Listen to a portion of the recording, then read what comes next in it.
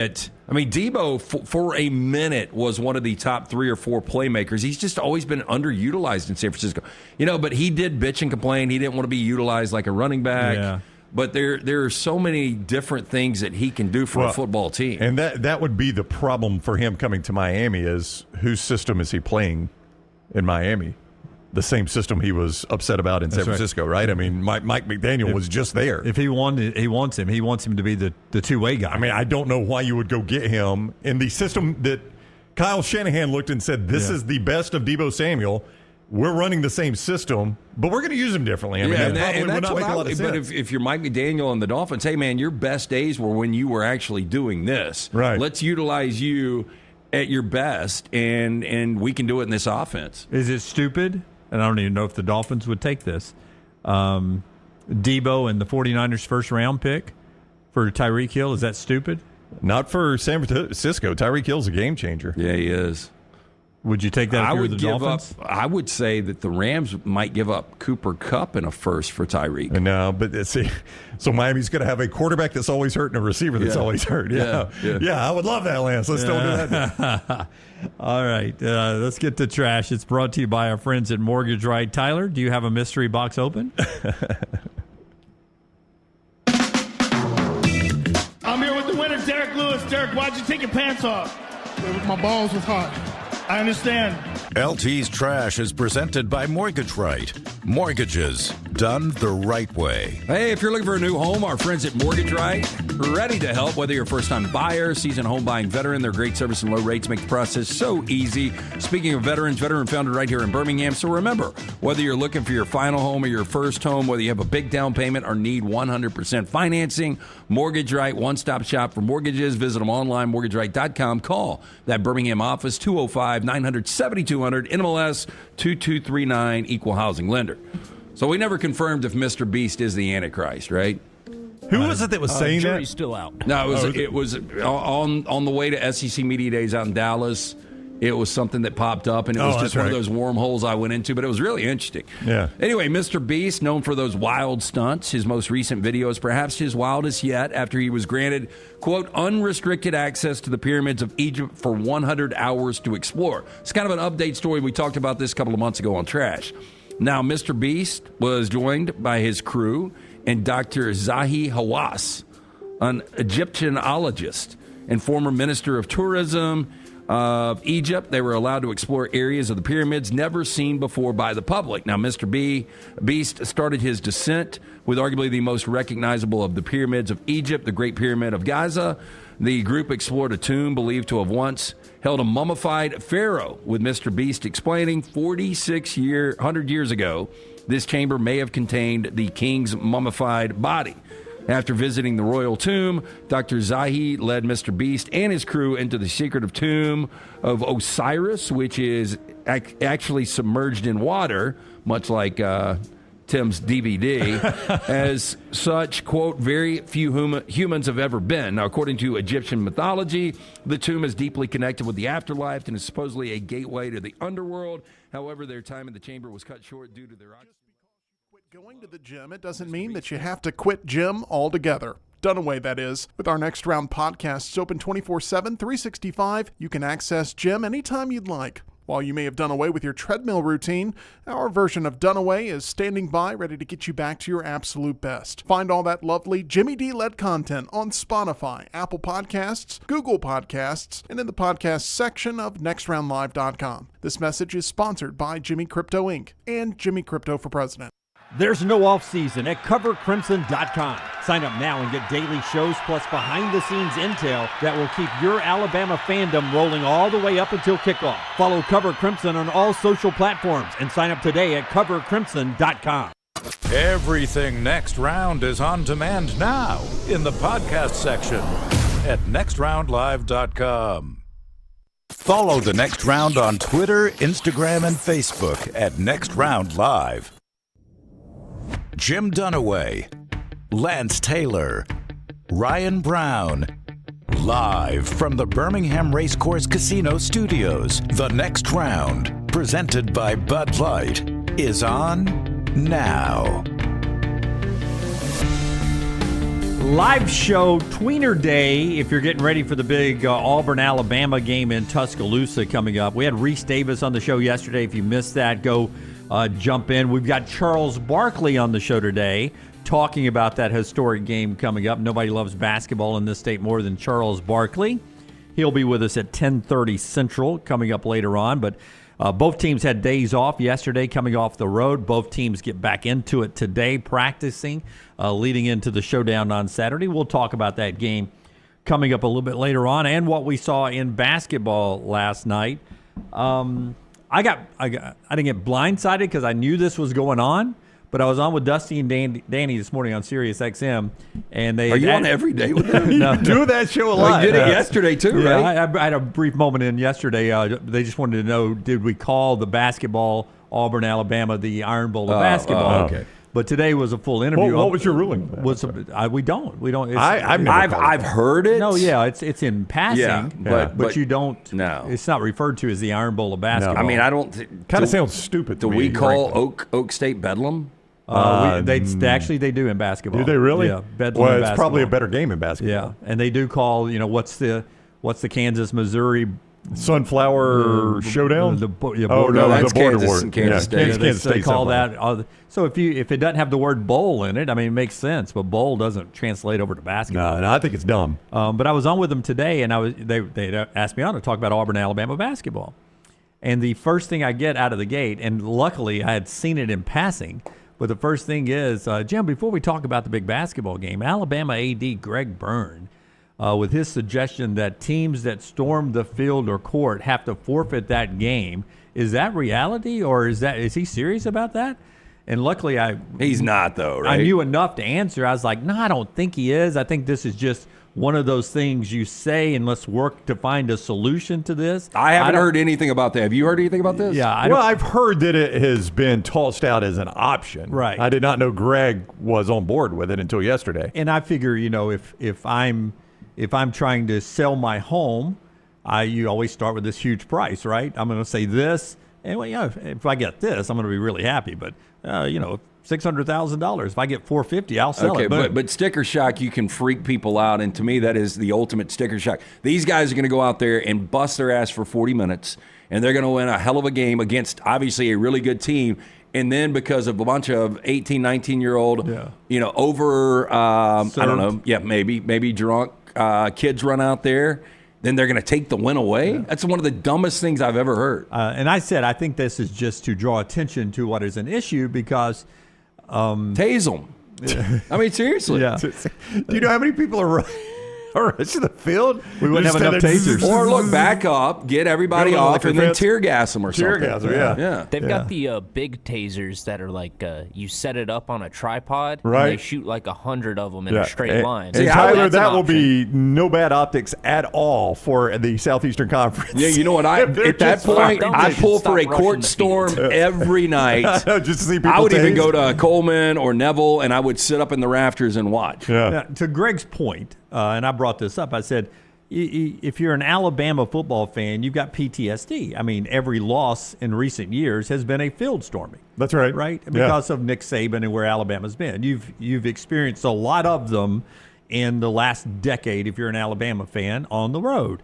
So, and Alabama doesn't storm football fields, which is an interesting question about Saturday coming up a little bit later on. But they don't storm football fields. That's been a tradition, an unwritten rule. I don't know. But I'm always amazed at how there are not more violent Jermaine Burton situations. He sort of shoved that girl down. Byron Hout and LeGarrette Blount. Now, that was player on player, but I brought that one up, but that was a, post situation on the road. How is there not more of this? This is what Greg Byrne is saying, because you see what happens. Like even at, what was the last one that I saw? I think it was Vanderbilt, the second one. After the first one, who they beat first, Tennessee or Kentucky? Whoever they beat. In basketball. I'm sorry, I was thinking football. Kentucky was the second one. Kentucky was, I think Tennessee was the first one. Tennessee was the first one. Okay. Yeah. So they all those yellow jacket guys went and lined up over there with some police officers in front of the student section as they were beating Kentucky. They're lined up. They look like they're going to stop them. Once that thing hit buzzer, you know what those people did? They let them run right by them. Nobody tackled anybody. Nobody tripped anybody. They didn't hold up a rope or anything. They're probably scared to death that they'll get sued. But what else is everything's on video? What else is it? It's an advertisement for Vanderbilt basketball There's at that no doubt. point, or for Tennessee football, or for Auburn football. It's on SportsCenter. It's that great iconic photo that you get.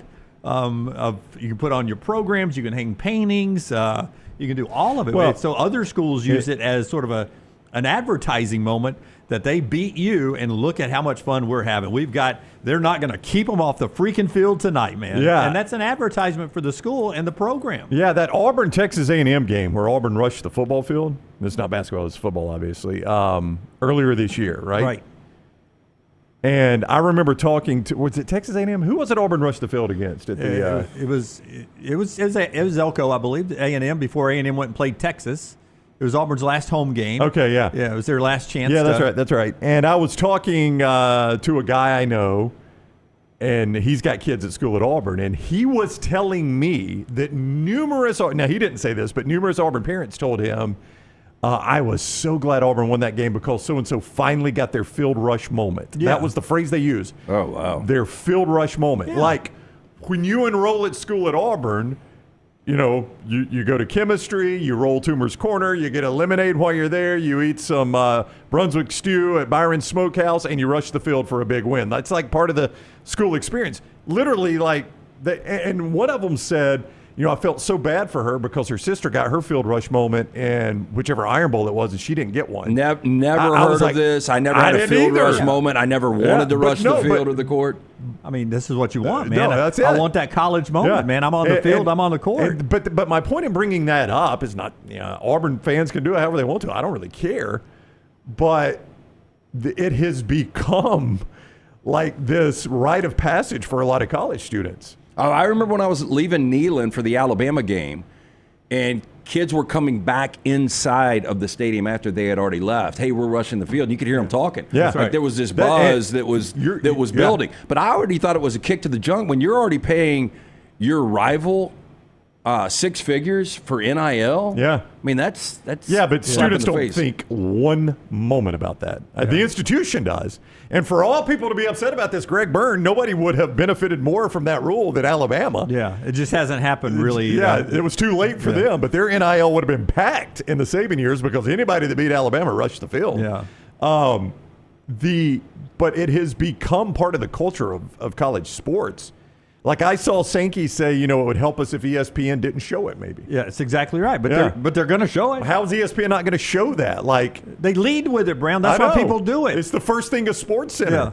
So it has become ingrained in the culture of college athletics. I personally do not believe there is anything you can do to get rid of it. They can do all this stuff they want. I believe we are the train has left the station, the horse is out of the barn, whatever phrase you want to use. We are way too far down this road for you to fix this. I agree. Yeah. I just don't. There's nothing you can do about it. There is nothing. And I think what you would call is internal chaos. You would have some guys that just want to have their field rush moment that maybe don't really care about the game. Yeah. And then you've got some like diehards. You heard Reese Davis said, hey, me and friends used to travel to Alabama games back in the day. You would have those, hey, if you run out of the court, I'm going to whip your ass. That's right. And then you would have the former Ranger or former Marine that's in charge of security, and they're going to be tackling somebody trying to get on the field. It becomes and that's why the security is like this past year at Tennessee when I was up there. I actually heard I was in the tunnel as they were coaching up the security people. They're like, okay, stand in front of them and stuff, but if they start rushing, don't tackle anybody because we don't want to be responsible if anyone gets hurt. Yeah, I mean that's the problem. Is if I'm a security guard, what do you think those old boys are making standing there for? Let's just say $100. $100 per game. That's probably a good day for them. Yeah. If I'm making $100 and there's 10 students running at me, I'd rather plunge a toilet. Yeah. I mean, that's going to register in my mind, right? I brought it up this year. One kid took his off. Taylor will back me up on this. One kid took his yellow blazer off and ran on out there with him. He was a student. Did he just dropped it? Did he really? Yeah. I'm going to the other side. Yeah. I guess he's not working again. But I mean, that's my whole. Who knows? That's my whole point. Is Like that guy's making $100, if that. It's probably not that. He's making $100, and it's registering in his mind. Am I really going to tackle these 10 students for $100? Yeah. And you can't redesign every stadium. I made a point this morning.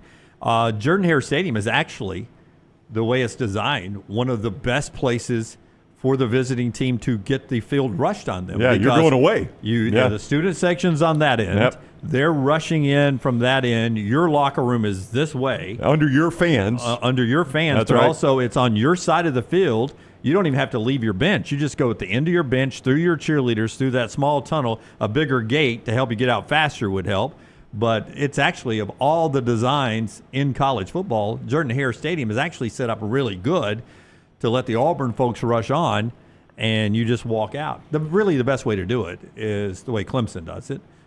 You just let them on the field after every game, and it's really not a rush anymore. It's a casual walk down. That's right. Everybody's pat used everybody to it. on the back, and good old ACC afternoon. So outside of the sticker shock, I mean, Greg's not serious though, right? Like, have you heard him argue his point on why this should be done? I have not heard him argue it. I saw a passing headline and then got sideswiped with it this morning.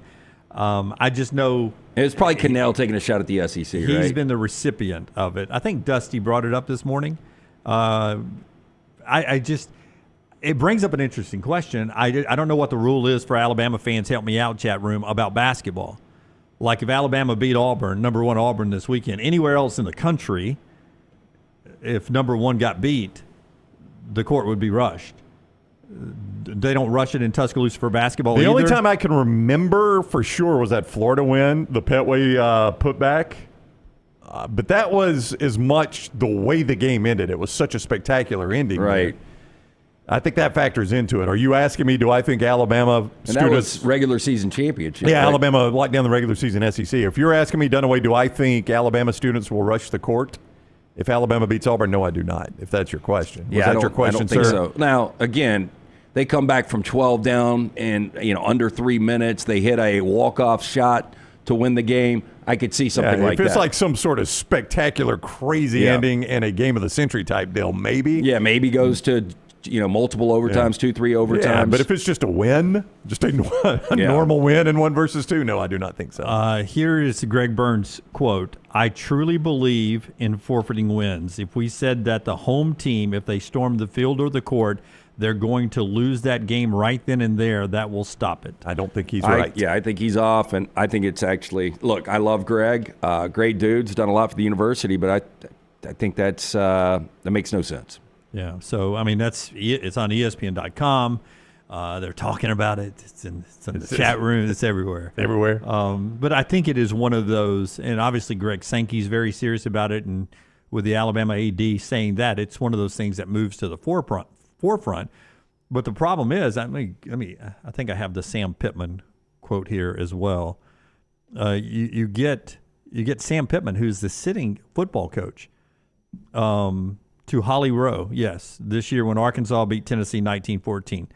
That's 2 field rushes now. I think the AD's going to be mad. Maybe he won't be, but right now I don't care. Sam Pittman to Holly Rowe. That's right. I don't care. With him rushing. The head coach saying, I don't care. Yeah, we just cut a check to Tennessee. I don't care. Well, I mean, what you want, and Nick Saban, when Alabama fans would get complacent, the one thing that he hated was, looking up and seeing empty seats because people had already gone to the bars and back to tailgates. Like, there is something, I guess, Sam Pittman, about keeping those fans energized in that building, in that stadium. And, if they rush it, so be it. Yeah. I mean, has anybody gotten killed with this? I mean, I know that's going to be no, but see, we've brought this up before. Like, Goalpost has. I don't know. I mean, obviously over in Europe they do it a little different because they bring pyrotechnics into the mix. They got the big fences up at the European soccer, don't they? Tyler, you're a big soccer guy. Yeah, they have to separate fans. But they've got the fence. You can't get on the field, can you? At some places, maybe I'm wrong. Maybe that's just visitor At some seats. places you can't, but there's also people who make a living out of rushing the fields and kind of like just streaking and doing stupid stuff. I mean, that's one way to make a living, I guess. But mystery box is another, right? Yeah, that's true. Sometimes they coincide. You get you get a situation too, though. Like, and you saw this Dunaway in Knoxville back in what was that? 2022. 22. back in Knoxville in 22, that's a big brick wall at the bottom of that student section. And at the end of that game, the students are moving forward. If you're standing there trying to keep them off, the people on those front rows are getting crushed up against a brick wall. Yeah. You'd have a little bit of that in Tuscaloosa, too, that big drop down to the... I mean, in Auburn, anywhere, there's walls at the front of all these student sections. And if the students are pressing forward and you're keeping them in the student section, now you've created just as, maybe not just as dangerous a situation, but another dangerous situation. But again, I mean... $500,000. Maybe you don't stop it from going up there. Maybe you let it keep going. Maybe you don't cap it out at $500,000.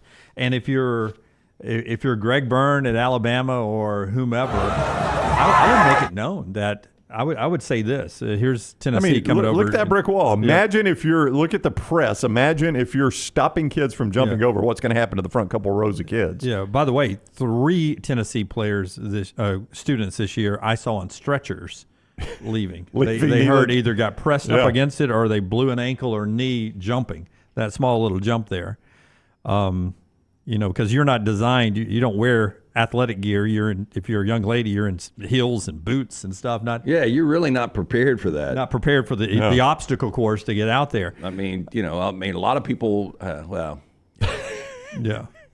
When Lance hits the brakes, sometimes I always wonder, what's he gonna say? What was he gonna say? Yeah, I just I don't know what you can do. But if I was Greg Byrne, I would say this. I would say if Tennessee this past year ended up paying Alabama $500,000, I would have my $500,000 athlete. I would promote it. I'd be like, Keelan Russell. The only way Alabama got him to flip from SMU is when we went into Neyland and whipped their ass. Was $500,000 NIL right here that we got from the University of Tennessee. So thank you, Tennessee, for getting us this 5-star quarterback. What if you did it at the next home game, like if that were the penalty? So Tennessee rushes the field against Alabama there. The next week they're hosting South Carolina, and Greg Byrne comes up, and right before the game, right before kick, they walk out one of those big golf tournament checks. Like, ladies and gentlemen, Greg Byrne is here to accept the $500,000 we're paying Alabama's NIL. ICAD has to come in. I don't think it softens the blow for the lawsuit. They shake hands and make a picture. Yeah, it's a made-for-TV moment that has just gotten bigger over the years. This started years, a century ago. It was going on when I was a kid. So you think they rushed the court in the Roman Coliseum? Well, no. You had lions. Well, not if the gladiator won, you didn't. Like if the gladiator was last man standing and he was a big deal, you think they rushed the... I don't know. I'm sure they had a lot of wagers on it back then. Yeah. You never know, man. Have you guys seen Gladiator 2 yet? I have not seen Gladiator 2. I've seen it twice already. Oh, so it's that good? It's good. It's not...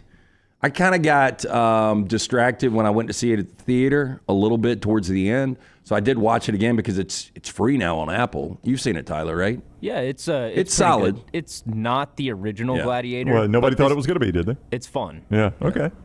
I saw this morning that Mel Gibson turned down the original role in Gladiator. The Russell Crowe? Because he was doing The Patriot, and he was like, damn, kind of missed the boat on that.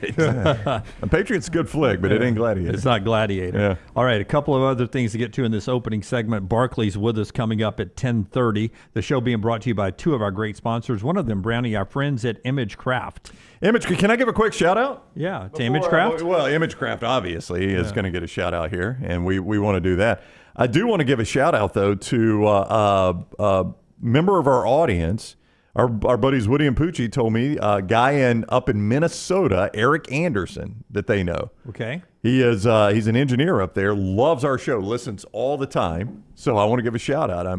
Just a growing audience up in freaking Minnesota. I think he can't get out because it snows all the time up there, so he just listens to us. Does he spell it ERYK? Like a Viking? Yeah, like a because Viking. He's in Minnesota. Eric. You think he goes to? Does he have golden locks and a horned hat? He goes to work with a horned hat on. Yeah. But shout out Eric Anderson. Thank you for being a fan of the show there in beautiful Minnesota.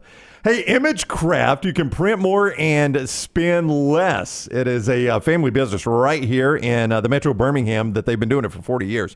They carry all the major brands: HP, Brother, Canon, Dell, Lexmark, Konica, Minolta, Kyocera, Ricoh, Sharp, Xerox, all of them. All the ink and toner supplies you need to keep it humming right there at your business if you're doing a lot of printing. Net terms, by the way, for businesses, government agencies, schools, and universities, so you can get net terms from them as well. Just find out more by stopping by and mentioning code TNR for 10% off in store on Gadsden Highway right there in Trussville next to the Pinnacle Shopping Center, or hit their website, imagecraft.net. That is imagecraft.net. Coupon code TNR10. TNR10 helps you save 10% at ImageCraft and imagecraft.net. Hey, look, it can happen in your 20s, 30s. It happened to me when I was in my 40s. I started to thin out. Didn't even realize it.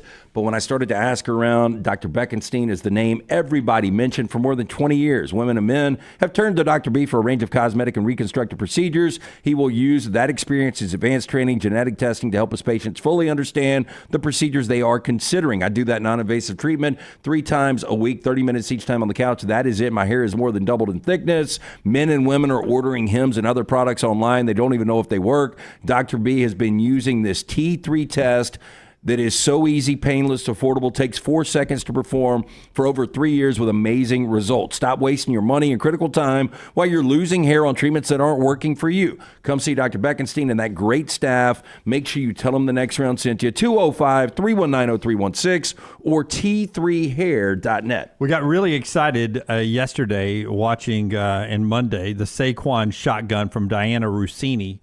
He was on with Jimmy Fallon, The Tonight Show, he and Jalen Hurts. And he said, I lost, actually. You couldn't see my teammates. I was not the fastest one. My teammates were faster than me. Landon Dickerson is my bet. Yeah, we're faster. I can see that. And he said, but I'm pretty good because, you know, I did go to college at Penn State, and we had some opportunities back then for me to have some parties afterwards, and that's where I learned to shotgun beers. So I had a fraternity brother, Tim Cole, and literally it wasn't the shotgunning. It was just out of a mug or a solo cup. Could literally drink a beer in a second. I'm not exaggerating this. I saw Tom Brady do it too. Have you guys ever seen Tom Brady chug a beer? I have not seen that. No. I told you about one person that I've who has been, I can't say her name, but big glass it was in Gainesville before an Alabama-Florida game. She beat a whole table of guys to win us a round of drinks where she went, you bang the glass and you do that, and it was that quick. Well, see if you can find the Tom Brady chugging the beer. It's crazy. Yeah. Like Tom Brady, because all of his offensive linemen, they had a big bet and stuff, and he went in and dominated everyone. I cannot remember where I saw this, but it was going into the playoffs about Saquon Barkley, and I don't know if it was a story being relayed from a Penn State student or a former Penn State student telling the story of them working in a local bar that Saquon Barkley would come in a lot and would always sit in the back because he was very recognizable and didn't want to be bothered. But they were like, he was the nicest guy in the world, and all the servers remembered how well he tipped. Like, he would take care of the servers at the end of the night, and he said he constantly had people. Who is that? That's Barkley on the other. I mean, that's Brady on the other side. Yeah. So, but it's so funny because it's like obviously nice setting. Yeah. And he's not even really trying to pound it, but look how fast that beer goes without a drop going down. I mean, yeah, because the guy next to us right there, it's rolling down his beard. Yeah. I would tell you that that's a very controlled jug, but I mean, hell, he still gets it in a couple of seconds. Yeah. Again, I'm going to tell you. I've told you 1,000 times. I'll tell you her name again in the break, but I think you've told me the story, but I forgot who it was. It was one of these beers. Yep. Draft beers, one of those, and it was. I mean, it was a continuous motion. It was the most amazing thing I've ever seen in my life. Pam Huff. I'm not going to get into names. You got the right genre though. But anyway, off of Saquon Barkley, where, by the way, on the Jimmy Fallon show, he brought out the entire offensive line where Landon Dickerson and had a really good beer chug, and Barkley did not win. Hurts did not participate. He actually sprayed his on Landon Dickerson. Okay. Yeah, I don't know if Jalen drinks or not. But that gets me to post-Super Bowl. Casinos in Nevada, how do you think they did on the Super Bowl, LT? I think they did okay. Look, they're going to end up making money because I think there's going to be a little bit more money on Kansas City. Your problem is the total and what that total did.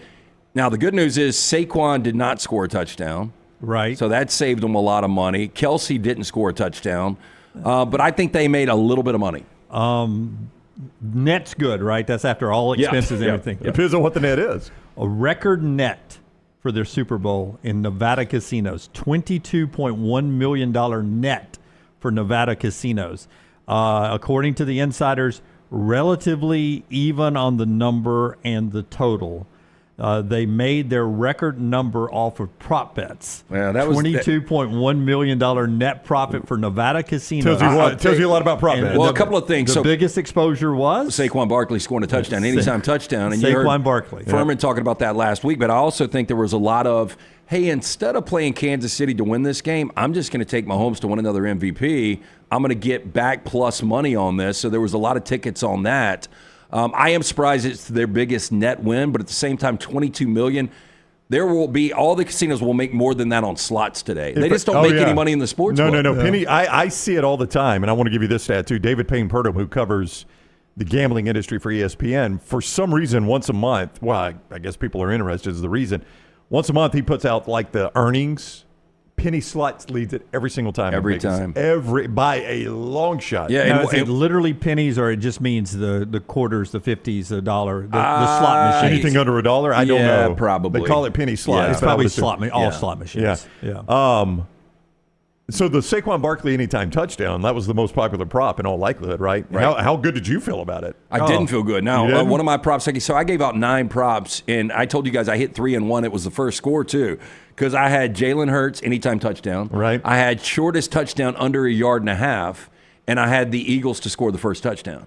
And so all 3 hit on the first one. It was incredible. Yeah, that is pretty incredible. If I had given you the final score, how good would you have felt about a Saquon Barkley anytime touchdown? 40 points? Yeah. That would have felt great. I about to bet it twice.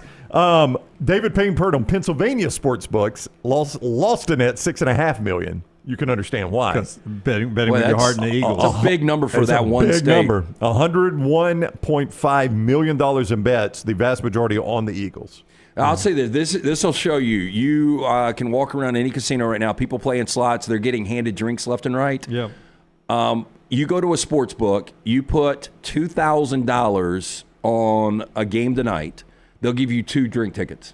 That's it? Yeah, like they just don't value money spent in sports books at all. The Pennsylvania sports books, because I know you joke about like a local bookie back in the day before you could go to mybookie.ag, you called your local bookie, and he would have to adjust the Alabama line because he was in Alabama. Right. Yeah.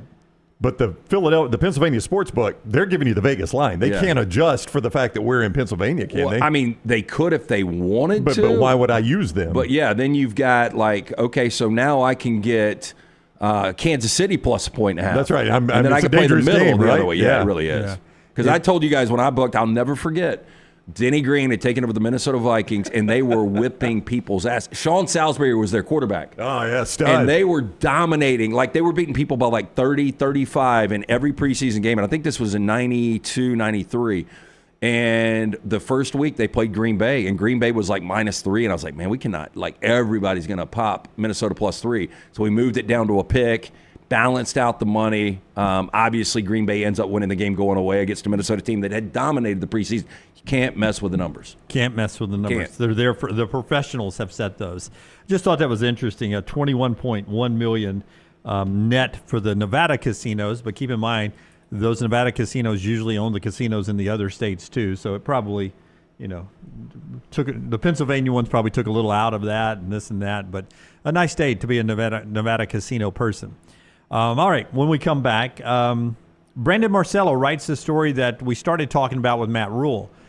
He has polled several coaches. Only one of them's name is on the record on the possibility of eliminating spring practice to OTAs. We'll see if you guys can guess the SEC coach that wants to do away with spring practice altogether. Let's just get back together in June. We'll see if you guys can guess which coach that is when we come back. The show being brought to you by a couple of our great sponsors. Before Brownie tells us about MyBookie, let me remind you our friend Daniel A. Moore has always a lifetime, a career worth of paintings that he has captured over the years. A lot of them involving Alabama sports, other programs as well, other pieces of work. You can see it all at danielmooreart.com, danielmooreart.com. That includes The Legend, a tribute to Coach Nick Saban's 6 national championships there in Tuscaloosa. Promo code TNR. That's Coach Nick Saban, the legend, from Daniel A. Moore. See it all with our friends at New Life Art, danielmooreart.com, danielmooreart.com. And Brownie, MyBookie, another big night of hoops. Absolutely. You can play all the games right there at mybookie.ag. Code next round when you sign on for that sports book like we were just talking about. You play it right there at mybookie.ag. That's going to give you a 50% bonus on your initial deposit, up to $1,000. 50% bonus when you use code next round. Many of you like the casino. All right. Use code TNR Casino. Code TNR Casino.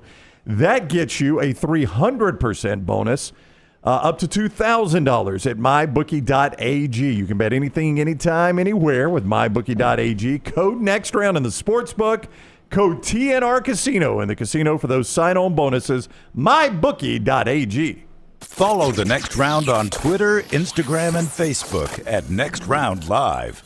Hey, Lance Taylor from the Next Round to tell you about one of our favorite places for breakfast, lunch, and dinner. That is Hamburger Heaven since 1982. Hamburger Heaven has been serving Birmingham's best hamburgers, cheeseburgers, French fries, hand-spun milkshakes, and sandwiches made fresh to order. All of their ingredients are fresh and prepared daily. This includes their beef, always fresh, never frozen, hand-pattied each and every day. For breakfast, lunch, or dinner, visit any of the 4 locations, Highway 280, Irondale, Gardendale, and Homewood. As we all know, there's no off season when it comes to college football. If you want to stay in the know with all things Auburn, join us over on thebarnauburn.com and get $25 off your annual subscription. We'll keep you up to date and give you exclusive content all the way to the first Saturday of football season on thebarnauburn.com. Take TNR on the go with a podcast built for your satisfaction. Miss Hour 1? Find it in podcast form. Miss Hour 2? Stream it now. Miss Hour 3? Download it for later. Miss Hour 4? Well, just know it's never coming back. Listen to TNR wherever you find podcasts. Start your day online with our website, nextroundlive.com, for the latest videos, podcasts, and college football stories. It's also a great way to stream the show or shop in the Next Round store. Stay connected by visiting nextroundlive.com. Hang out with the Next Round on the go. Whether you're driving to work, running errands, sitting on the beach, or you just need a break from the real world, we can keep you company. Check out the Next Round, Mystery Fifth Hour, and our other shows on your favorite podcast app. We'll meet you there. By now, you guys know how I feel about my fashion. However, did you know that I care about your fashion choices? Cargo shorts are out, flip-flops are only appropriate on the boat, and please throw away that stained t-shirt from college. You may be thinking, EG, that's all I own. What do I do? Here's what you do. Go to nextround.store and fill your cart with a wardrobe that is approved by me. Stock up on logo t-shirts, hoodies for football season, and hats for every day of the week. Trust me on this one and head over to nextround.store to get stocked up for this season. Looking to expand your business? Let the Next Round help you. Contact us, sales@nextroundlive.com, and be part of the team. Advertise your product to hundreds of thousands of potential customers on our ever-expanding platforms. The Next Round can take your business to the next level. Join our existing partners in the fastest-growing media space, both live and on demand, while reaching the most desirable audience for your business. Get more information by emailing sales@nextroundlive.com, and one of our team members will work with you to build a plan to take your business to the next level using the Next Round. Happy football season. At the Next Round, we strive to make our loyal listeners feel like they're a part of the action all season long. My name is Emily Grace McWhorter, and I do that by bringing you along for any given Saturday in Auburn or Tuscaloosa. From pregame warm-ups, touchdowns that make you feel a part of the play, and everything in between, our goal is to make you feel like you're inside Bryant-Denny or Jordan Hare. Follow along on our social media at Next Round Live on Instagram, X, and Facebook. Also, check out thebarnauburn.com and covercrimson.com while you're at it. Here's to fall Saturdays. Follow Next Round Live on Twitter, Instagram, Facebook, and YouTube. The social media team at Next Round Live is dedicated to giving you daily news conferences and practice video from UAB, Alabama, Auburn, and around college football. Follow and compare to the sites you used to visit. You'll also get the latest highlights and news from the Next Round Daily Show. Turn on the notifications so you don't miss a thing. Next Round Live on Twitter, Instagram, Facebook, and YouTube. See more at nextroundlive.com. It's time to pull the trigger on the Next Round merch that you've been eyeing. We know there's a lot to choose from at nextround.store, so here's a few of our favorite picks. If you want to match LT and Brown, go with a TNR logo hoodie and throw in one of Dunaway's favorite hats. Any of them will do. The Backroom's go-to is the classic logo t-shirt, while my personal favorite is the light blue TNR crew neck. All of these items can be found at nextround.store and are EG approved. Rest assured, your order will be packed with lots of love from us here at the Next Round. Head over to nextround.store to start filling up your cart.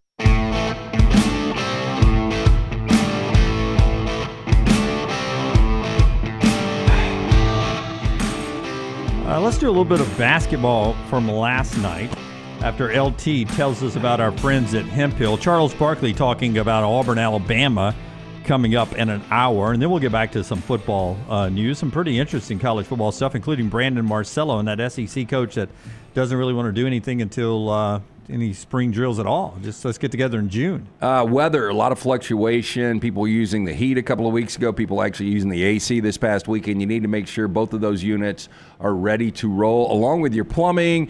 Any of these issues you have in your home or business, they are ready to serve you. Our friends at Hemp Hill Services, 205-229-2090. Hard to stop a train. Call Adam, Chad, Andrew, the guys there. Tell them the Next Round sent you. For more information, hemphillservices.com. I will tell you, last night, South Carolina, they did it again. They lost, and they were very close. They only lost by 4. Almost beat Auburn, remember. I think they lost to them by 3. They're 0-11. 0-11 in the SEC. They were 10-2 going into SEC play. They were nationally ranked. Beat Clemson, didn't they? They beat Clemson, who just beat Duke. I know. One of the better teams in the ACC, Clemson. Yeah, second best team in the ACC, an Elite 8 team last year, Clemson. They beat them in non-conference play. Here's Lamont Paris after another loss, 0-11 South Carolina. I keep making the golf analogy, and 18 holes in a golf round and 18 games in the conference. And, we had a good drive. We put the ball in the fairway. We were green in regulation after our second shot. I had a long putt for birdie.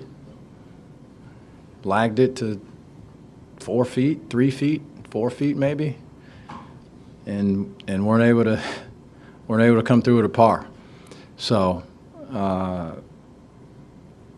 it's, I actually use that analogy with them. I'm sure some guys probably don't understand most of that, but I've used enough of them that probably do. But anyway, I just I feel for them. I let them know that, I'm in this with them, but I have less impact on how it goes than what they do. What? Yeah. He's the head coach. Right. That's a weird thing for the head coach to say. If we're going to use golf analogies, I don't play a lot, but when I play, I do like to gamble. Okay. And if you lose your first 11 bets, if you're playing per hole, you ain't getting out of that hole. It's going to be tough. Yeah. Keep pressing. They ain't getting, hey, it was a great story last year for Lamont. First year at South Carolina had a really good, first year. But, boy, this has been a disaster. Yeah, it has been. At some point, nobody in the SEC is going to give him the putt. Apparently, at 3 or 4 feet. Go ahead and take that one, Lamont. I'd like to see that one. Hey, I don't know if they win a game. I was going to say the good news for him, Lance, is funny you say that. Forster has the schedule here. Brown, finish your thought after you look at that. And I'll just tell you if they're going to be favored in any of these. On the road at LSU, maybe. No. Okay. Mm-mm. Maybe. Home Arkansas or Georgia, but I doubt it. Yeah, well, those are 2 tournament teams. Yeah. One of them is, and Arkansas is trending. Yeah, that's tough. That's tough, Brownie. Go ahead. What were you going to say? Have we had a team go 0-18 in conference? Missouri last year. I guess so, yeah. Nationally ranked Missouri this year. Yeah, I was about to say, it's almost like the two flip. South Carolina, what they did last year and what Missouri, did this year. Yeah. You had something, Brown, you were going to say before I interrupted you? I've probably forgotten it. Was he coach of the year last year? If not, could have been in the running. Could have been in the running, absolutely. So South Carolina loses. Oh, I remember what I was going to say. I was going to say the good news is almost any time I have a crappy round, I find my swing on 16 or 17, right? Yeah. Once the round is spent, once the round is over, there's no chance you shooting a good score. That's when you find your swing. Yeah. So the good news for him is maybe he'll find his swing. They won 13 conference games last year. Yeah, and I think he was the coach of the year. He could have been. I think he was because it was such a surprise. To your analogy, they'll get to Nashville. They'll win the Tuesday game, the Wednesday game. Boys, we found our swing. Let's go. Maybe the Thursday game. get to Friday, play one of the four-day bye guys, and be goodbye and not make the NCAA tournament. Yeah, but I'll tell you, he so they did win one game in the SEC tournament last year. Then they got blown out by 31 to Auburn, and then they got blown out. I think they were favored against Oregon. Oh, really? And I think they were, because I think they were I think they were one of those sexy first-round upsets. Yeah, it was a 6-11. Yep. I think they were one of those sexy first-round look at South Carolina. I know I lost the bracket, but I nailed that game. Remember I said how lazy South Carolina was? Remember? I do. You said that all year. You're like, that is a lazy team. We're like, Dunaway. Yeah. They've won 13 games in the SEC. Well, go ahead and roll it. And since you said that, I mean, they haven't done anything. So I've forgotten all about that. You called them lazy all year long. We're like, Jim, couldn't understand it. They're winning 13 games. This team has won 25 games this year. Was that a lazy analogy? The golf? It was slow developing and probably doesn't resonate with 18 to 22-year-olds. Well, I just thought it was a weird thing to say at the end, like they control more of it than I do. Yeah. You're the head coach. I don't. Technically, I'm not on the court playing, but I influence what they do. Yeah, I kind of pick the five that are out there. Yeah, and I call the plays. Yeah, usually. Malik Dia with a big bucket. Ole Miss needed that win. They got it 72-68. Missouri handled Oklahoma in blowout fashion, 82-58. And the blowout now becomes a problem for Oklahoma.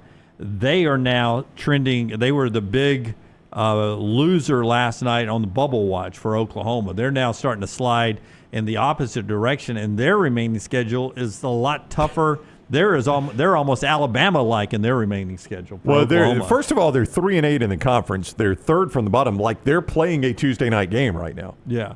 But right now, still in the bracket. Yeah, that's what's weird about it. But I don't understand that. Their remaining schedule is LSU at Florida, State, Kentucky, at Ole Miss, Missouri, at Texas. They're not making the tournament. I mean, I guess Vanderbilt's a quality win, but it was in Norman. But, I mean, you look at their wins. They don't have any great wins. Yep. So Oklahoma loses last night. Arkansas beat LSU. Big Z, Ivicic. We just call him Big Z now. Big Z had his second straight game of 25-plus points, this time in a win. Had it in the loss to Alabama, so Arkansas gets the win. They're back trending good. Surprisingly, here local in our market, Chattanooga beat Samford at Samford last night. Samford never led in that game, and Chattanooga is now in the first place in the SoCon. Samford slipped out of first place. That was a surprising outcome last night. And do you remember our buddy who coaches at Army? Yeah. Kevin Kuick. That's his name, right? That is correct. Yeah, Coach Kuick. Coach K. Winner last night on the road. He has them.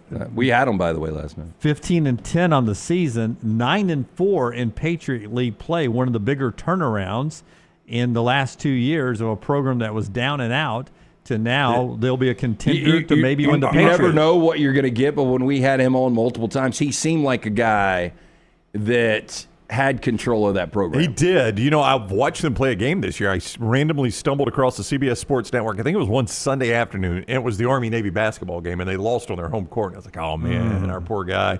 He probably will never hear the end of that. But then I saw your tweet today, and I'm like, all right, he's turned it around. Yep. Is that a regular season champion goes or a tournament champion goes? That's a good question. I thought everybody had gone to tournament champion goes now. I don't think the Ivy has. Maybe they did. Yeah. Maybe they did. Check that out because, I really believe, they got a chance when you get to the Patriot League tournament. But at 9-4, it may be too late for them. According to Wikipedia, the winner of the tournament goes. Yeah, that's good. That's they don't get a regular season. More traditional. Well, that's tournament's where it counts, man. He's got them playing good basketball right now.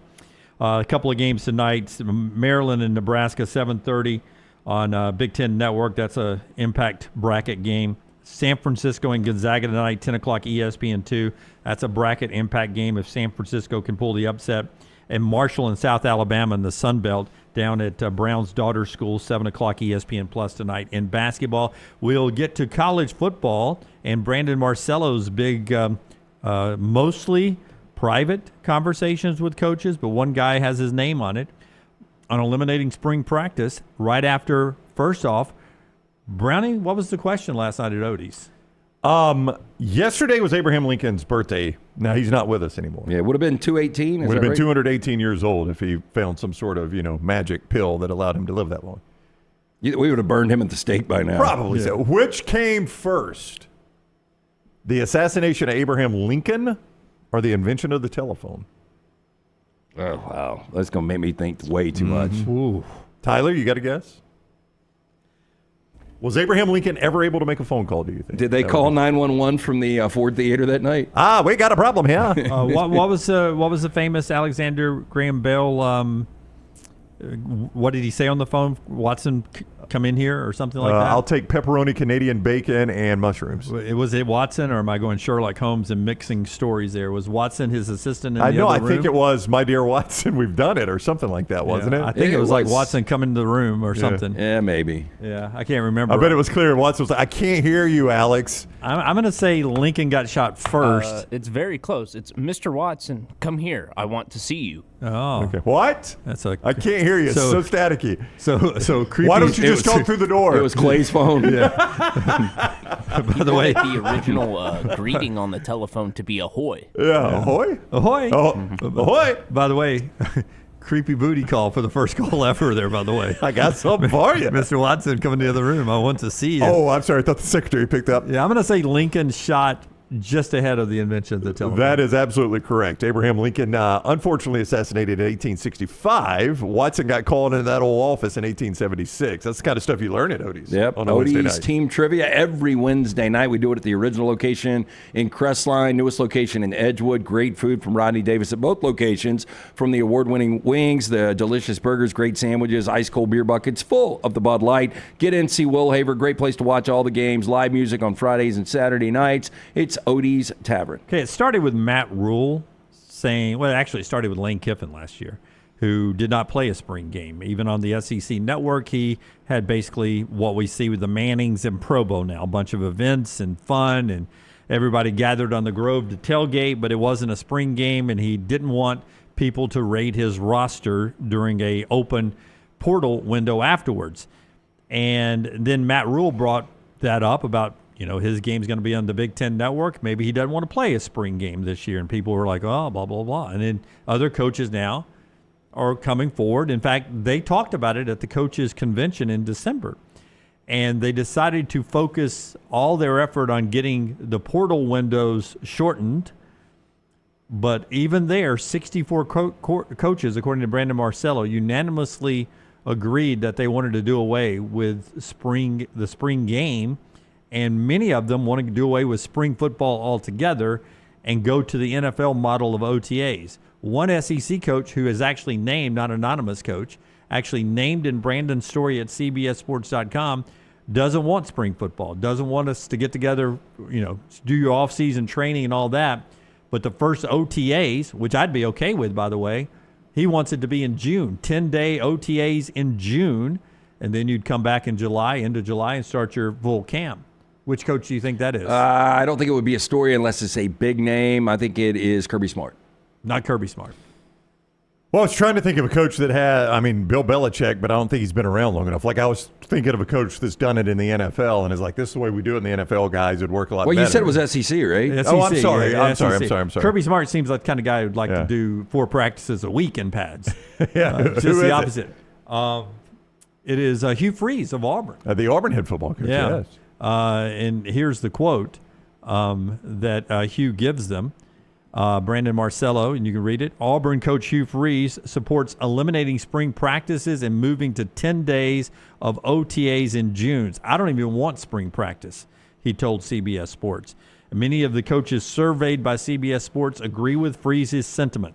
One Mount West coach proposed a 30-day football activity period from the start of spring semester to the end of June, allowing 10 days of contact, and you can break it up any way you want to of the 30 days of football. And you're familiar with the NFL calendar. A lot of the times they get together, there's never contact. There's never, you could save the contact to right before you get to the summer and just get the guys together. They're already doing conditioning. Basically, you're installing and you're learning some stuff. I'm sure there's old school coaches. Well, I'm just saying if it's equitable, if everybody's not doing a spring practice, then everybody's on the same page. Yeah, and it does show you with these spring games going away that if it was a moneymaker, they would not go away. A lot of places, it's not a moneymaker. Yeah. No, it is not. And the spring game is, again, just for the fans. I mean, I don't think the team gets anything at all out of that. Yep. I like this idea. Like, I think spring football was probably a creation of most of our kids go home for the summer. This is one, we get a good set of practices in before the summer. I would say probably 100% of your football team stays on campus through the summer now. What do you think? Major programs, I think you're required to be at both semesters of summer because of off-season workouts. That's right. Or if you're not required, you're strongly encouraged. Yeah. So why not just do it in the summer while they're still there, and you can chop it up and be more effective with it if you think that. Yeah. I mean, I'm kind of with it. So Freeze said we got 30 practices. Use them whenever you want to. The Mountain West coach said that, but he echoed Freeze's sentiment. Let's just do away with spring drills. Yeah, let them have off-season workouts. Why not? And just let's spread it out. Let's have an OTA in April. Yeah, and those more informal workouts, you'll have different captains, upperclassmen that can still lead that stuff. Yeah. And to me, mental health wise, maybe a little bit better for the guys to have a little bit more time away from football before you get going to the grind. I don't know. Now, on the downside. Okay, give me the downside. I tried to play both sides of the fence. I got the upside. Give me the downside. On the downside, that is where you have some competition, some position battles that you settle in the spring with a big grind of a lot of contact. But how many big injuries have you seen come out of spring football? Yeah, and when you settle one of those battles, that's when the other guy leaves. Yeah, that's a good point. Now you settle those battles now, and I think that's a lot to do with this. Not only the poaching, but other guys like, damn, I'm not going to beat him out. Yeah, I better take off. So if we don't do OTAs, so you're losing depth right there. As Hughes suggests, if you don't do OTAs till June, that's after the portal, right? And if I've got a quarterback battle, we don't even start battling until June. And then at that point, I do think that's the hidden secret here, right? That may be it. You maybe just found the secret sauce, LT. Yeah. Brandon Marcello with a read and some quotes from SEC and Big Ten and ACC coaches and the tampering and Matt Rule that he brought up. It's not really tampering, says one American coach. He's like, if they want your player, they're not going to want your player by seeing him in the spring game. They're going to already know about your player, and if they want him, they probably recruited him. They got to their spring practice and said, man, the guy that we lost in Nebraska is better than the guy we have right now. Let's go back and see if we can get that guy who went to Nebraska. Yeah. It has nothing to do with watching the Big Ten Network. Yeah, but if we're not going through the spring, though, on the other side of that, like we were just talking about, the kid may not know he's third on the depth chart, right? That's right. The coach may convince him, no, you're right in the hunt. You could be our starter come this fall. Well, guess when he finds out he's not the starter now, June or July, when it's too late to transfer. Some interesting coordinator moves. I want reaction from the guys on that after we tell you about our friends at Johnston RV. Nick Johnson, the guys, they're in town. They're in town, Brownie, for the big RV show this weekend. Getting fired up for it down there at the BJCC. It starts tomorrow, goes through the weekend at the BJCC at Johnston RV Center. I'm going to give you a phone number. It's on the screen as well.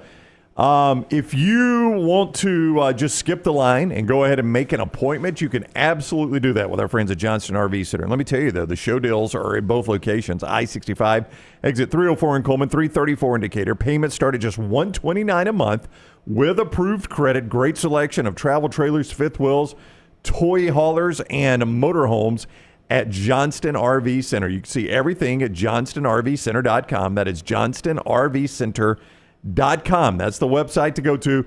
Set up an appointment, 256-957-1081. That is 256-957-1081. And you can skip the line right there. Call or text at Johnston RV. I just, interesting note before we talk to these coordinators.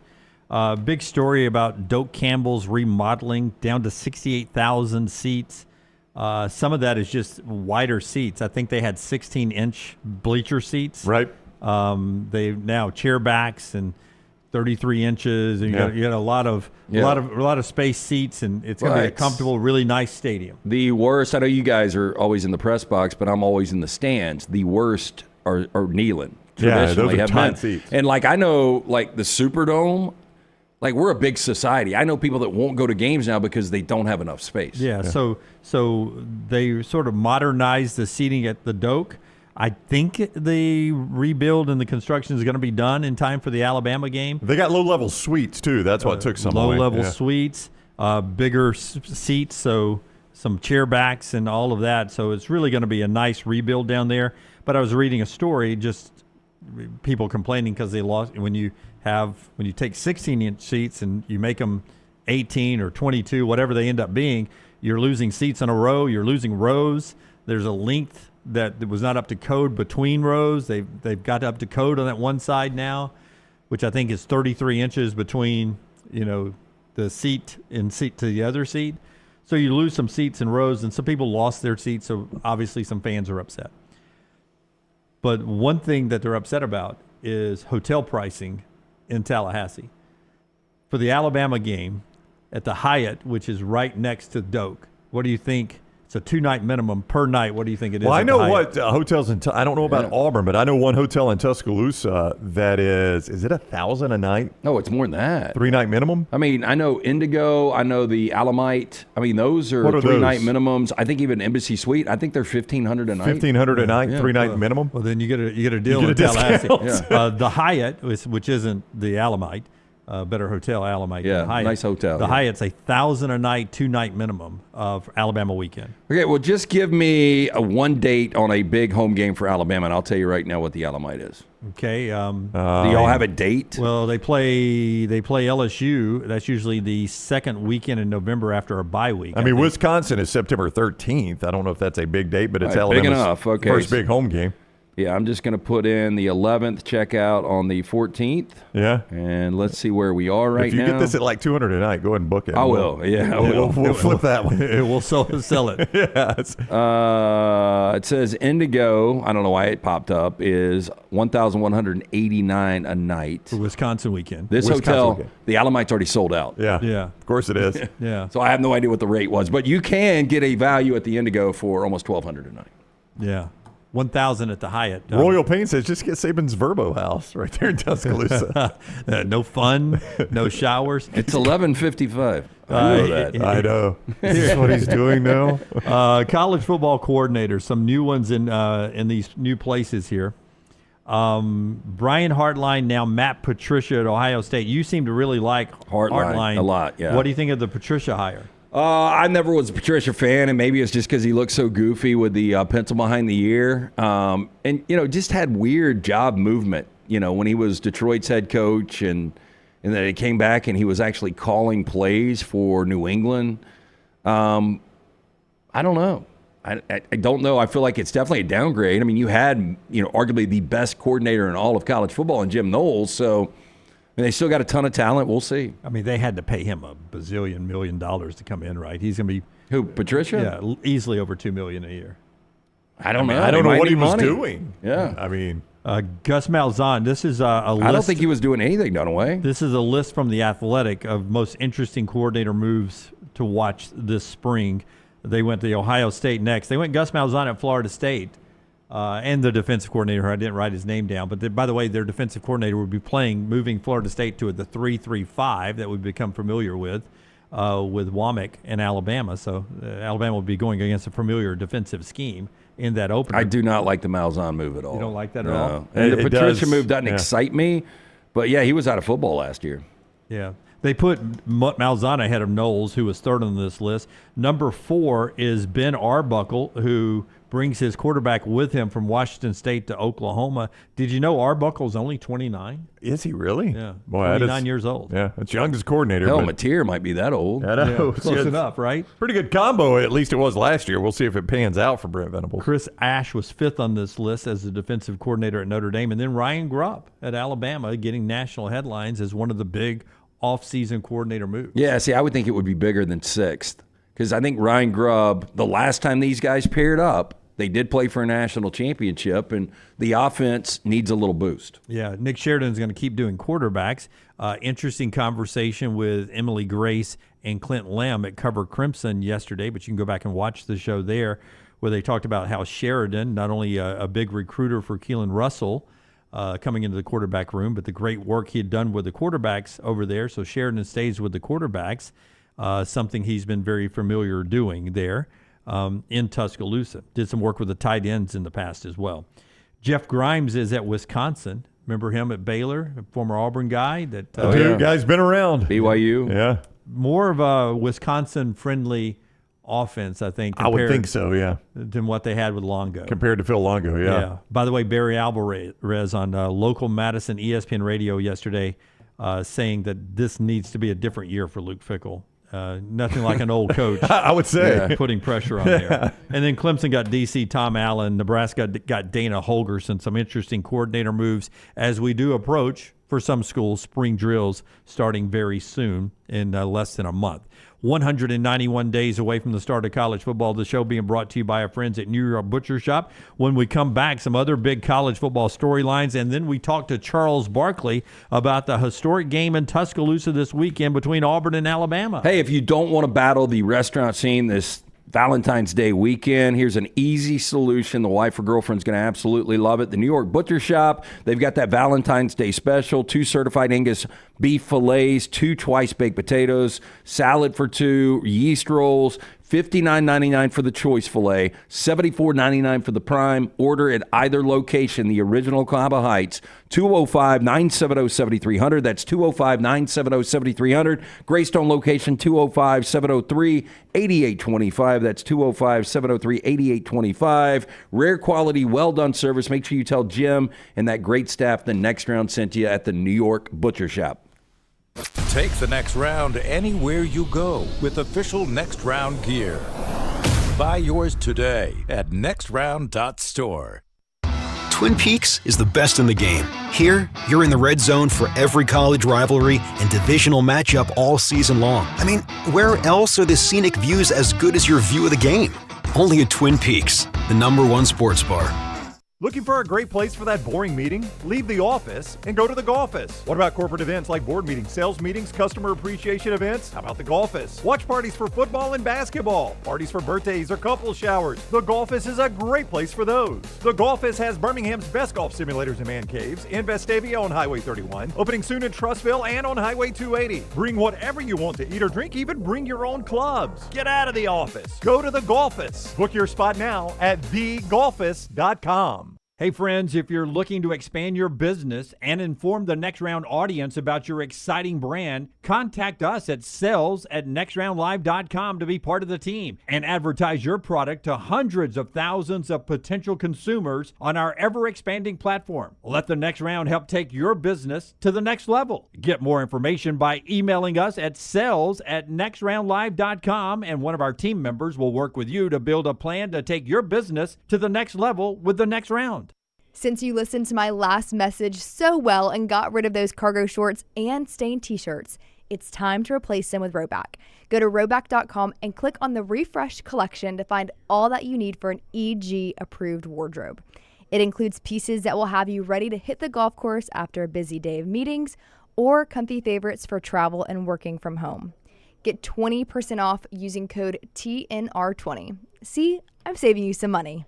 If you're looking to expand business and inform the Next Round audience about your exciting brand, contact us. Send an email to sales@nextroundlive.com to be a part of the team and advertise your product to hundreds of thousands of potential customers on our ever-expanding platform. Join our existing partners in the fastest growing media space, both live and on demand, and reach the most desirable audience for your business. Get information and more by emailing sales@nextroundlive.com, and one of our team members will work with you to take your business to the next level with the Next Round. Just because you've quit going to the gym, it doesn't mean that you have to quit gym altogether. Dunaway, that is. With our Next Round podcasts open 24/7, 365, you can access gym anytime you'd like. While you may have done away with your treadmill routine, our version of Dunaway is standing by ready to get you back to your absolute best. Find all that lovely Jimmy D-led content on Spotify, Apple Podcasts, Google Podcasts, and in the podcast section of nextroundlive.com. This message is sponsored by Jimmy Crypto Inc. and Jimmy Crypto for President. By now, you guys know how I feel about my fashion. However, did you know that I care about your fashion choices? Cargo shorts are out, flip-flops are only appropriate on the boat, and please throw away that stained t-shirt from college. You may be thinking, EG, that's all I own. What do I do? Here's what you do. Go to nextround.store and fill your cart with a wardrobe that is approved by me. Stock up on logo t-shirts, hoodies for football season, and hats for every day of the week. Trust me on this one and head over to nextround.store to get stocked up for this season. Looking to expand your business? Let the Next Round help you. Contact us, sales@nextroundlive.com, and be part of the team. Advertise your product to hundreds of thousands of potential customers on our ever-expanding platforms. The Next Round can take your business to the next level. Join our existing partners in the fastest-growing media space, both live and on demand, while reaching the most desirable audience for your business. Get more information by emailing sales@nextroundlive.com, and one of our team members will work with you to build a plan to take your business to the next level using the Next Round. Start your day online with our website, nextroundlive.com, the latest videos, podcasts, and college football stories. It's also a great way to stream the show or shop in the Next Round store. Stay connected by visiting nextroundlive.com. That's nextroundlive.com.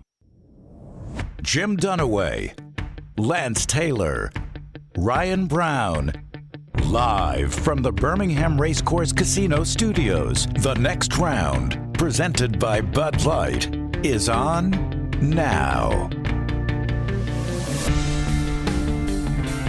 Okay, a couple of things to get to here before we get back to football. Charles Barkley coming up at 10:30.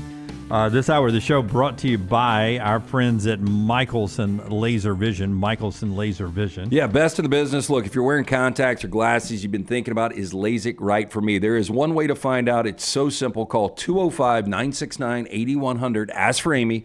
Tell her the Next Round sent you. She will hook you up with a hassle-free consultation. You have zero to lose to find out if LASIK is right for you. 205-969-8100. Dr. Mark Michelson, Dr. Jen Michelson, best in the business. Make sure you tell them the Next Round sent you. For more information, michelsonlaservision.com. So this is not a surprise. We discussed this yesterday, but the Jets have officially informed Aaron Rodgers, according to all the NFL people breaking it right now, that they are moving away from him. So Aaron Rodgers is now a free agent. Well, I have seen the sports books open up and the odds on his next destination. The favorite is who we talked about a couple of days ago, the Pittsburgh Steelers, basically even money. But in the top five, I saw where my Rams are 10-1. Wow. Oof. Well, they're trying to get this deal done with Stafford right now. Stafford is upset because he's only getting $40 million next year, which is 15th among quarterbacks. But damn, I mean, like, Stafford's good. He's a top 10 quarterback. But wouldn't you just leave the $40 million? Yeah, I don't know, man. That's a tough one there. But this is not just reports. I mean, the Jets have announced this now, that they have informed Aaron Rodgers they will be moving in a different direction at quarterback. That did not work. I mean, there were a lot of people that thought that made the Jets a Super Bowl contender, and unfortunately, it was injury-related to start with. If you're a Steelers fan, though, would you rather have Justin Fields? Aaron Rodgers is better than what you had. Or Aaron Rodgers. It's better than what you had last year. God, Russell was good for a minute. Yeah, up and down. There's the Jets tweet there. Big NFL free agents out there, and I don't know where Aaron Rodgers will rank. Can you imagine one of those? Being Aaron and being told by the Jets? The Jets. We don't want you. You're not good enough for us. Listen, there a lot of times we joke sometimes that people listen to our show and make decisions. There is a school that has finally decided to hold a concert in the off season. I don't know if it's benefiting their NIL or not. I have a feeling it's going to in some form or fashion. So it's a big school. It's not Marist. It's not a big school. It's a big football power school. And in the 100-year history of this stadium, it has never held a concert in this stadium. Big stadium, never held a concert in the 100-year history of the stadium. So it's an old stadium that's big. Yeah, you keep saying big, you're going to get it right. The big house at Michigan? The big house at Michigan is hosting its first ever That's concert. hard to believe. Coming up on September the 27th.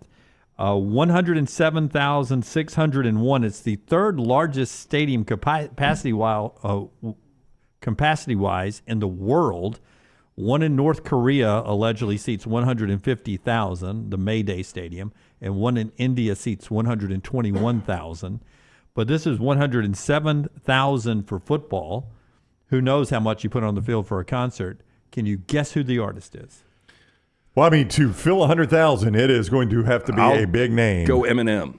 No, I don't think that's a big enough name.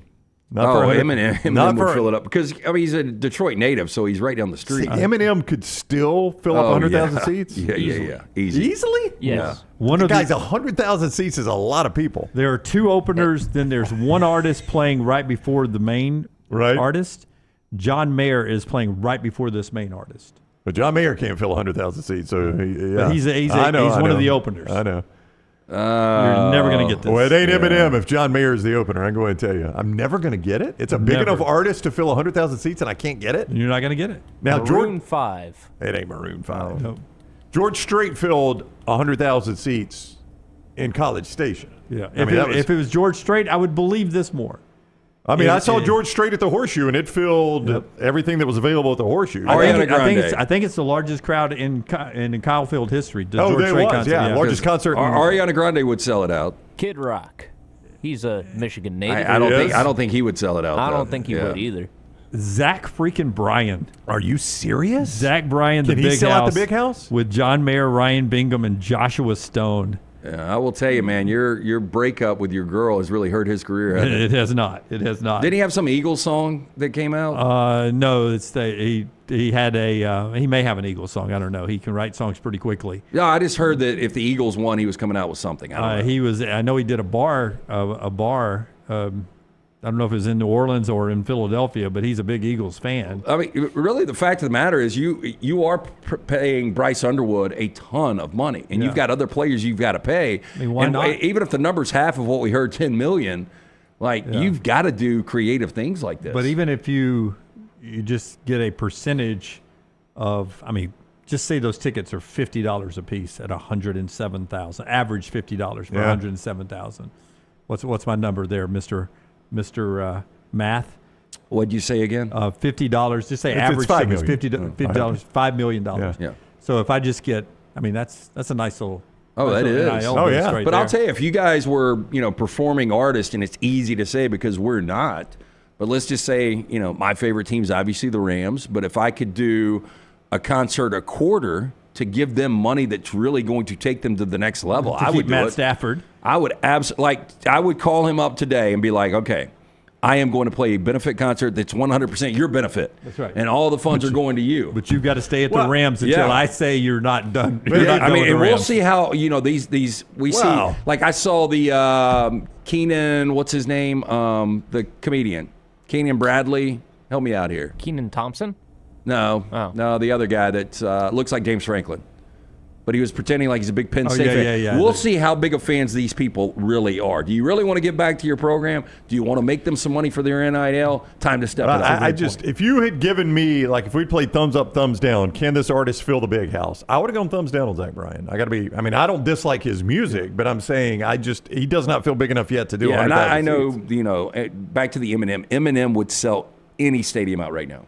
Really? Yes. He's still that big. Massive. Oh, see, I would agree with Brown. I would not think he'd sell out those stadiums. But we'll see. We'll see down the road what happens. All right. Before we do Tyler's Four Downs and get to Charles Barkley, the show being brought to you today by our friends at MyBookie, mybookie.ag. Code next round when you sign on at mybookie.ag right there to get the bonus in the sportsbook area.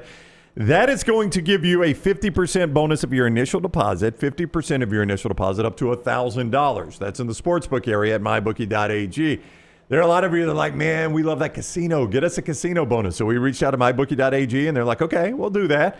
So they gave you a casino bonus of 300%, up to $2,000.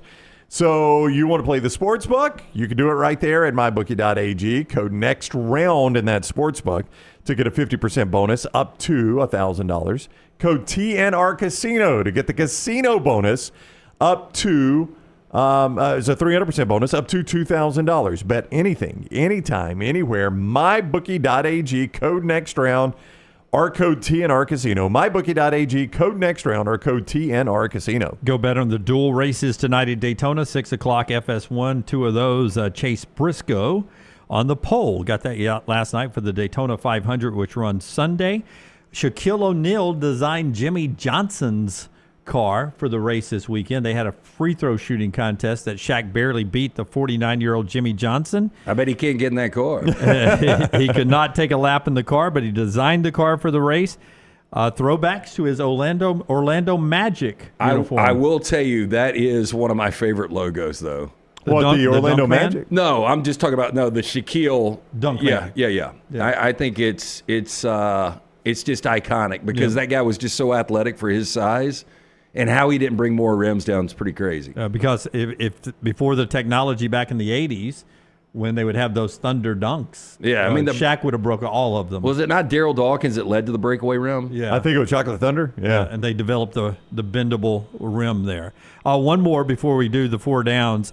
Congratulations to former Samford quarterback, right? Devlin Duck Hodges. Yep, and Mortimer Jordan.